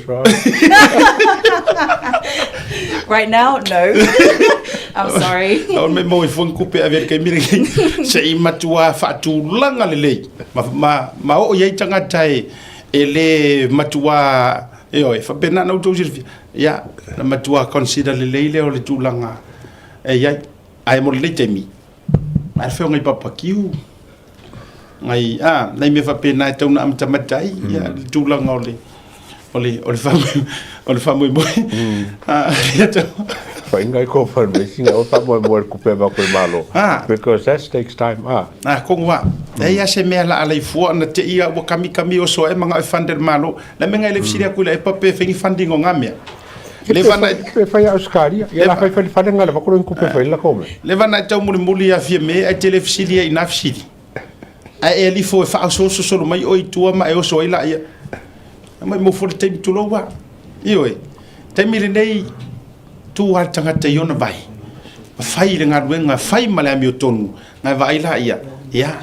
Ile sa ku fa manguyanga. Io e me se fo le watu le elenga to malo a o me o donors fo ye an waku ma kwa fund uma tato pe ava ye tunga sa io ye fi fund me me ai so me dunga yoki ya to lugar por kala me fam na tu tato so fan now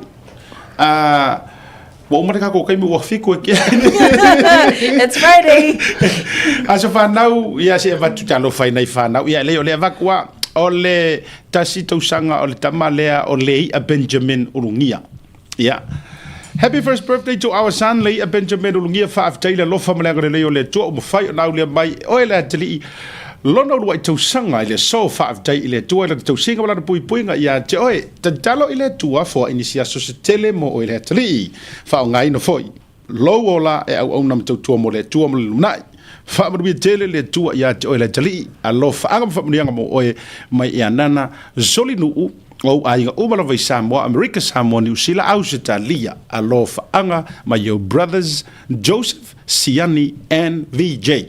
Ai fa sili alofa anga o ma tua mo ele pele. Happy birthday son. We love you and God bless. Mo le toi ma fa nyanga ma to umala le e tau mahana. No ele tali Lea Benjamin Ulungia. Lisa just for now. Lusu mroni tau sanga o le tamba le nei ia David fai mafili o tamaitai ainu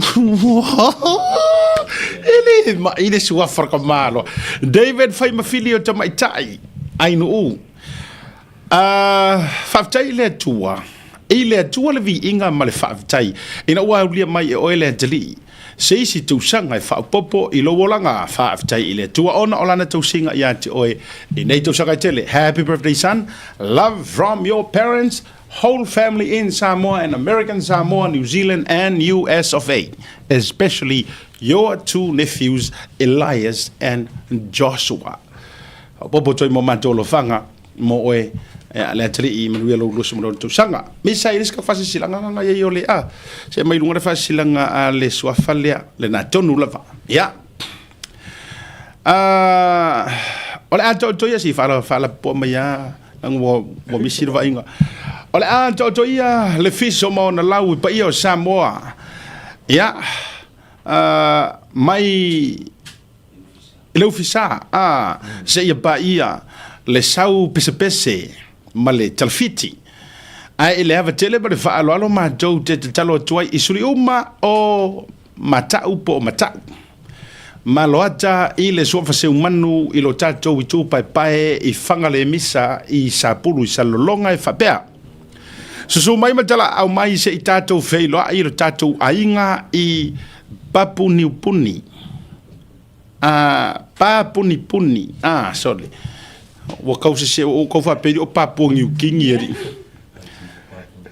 le tatou ainga o ko fa pedi so le fa salonga ai mi ti papo ngiu kingieri ama foi do misa se tatou ainga I papo ni puni mana ye o tau o fa nga o failonga I sapulu I salolonga o fa mo le nei filo inga se yo tatou so le pule masa ili ni nofo e tau sia lo tatou ainga e te talo atuai malenganga whaaloalo I le ava oi whaaloalo e le avea lo le au I mai maala e tau fia ai se fina ngalo ua au tasi I ailo tatou ainga se tona ilo sumre fitu o le masina o te sema I le se fulu I le taiao talo soifua I le aso e moli ai lo o tau soifua I le tua ma le ava tele whaaftai se nia se umanu ana ita o te mai se umanu la faele masuli o se umanu sa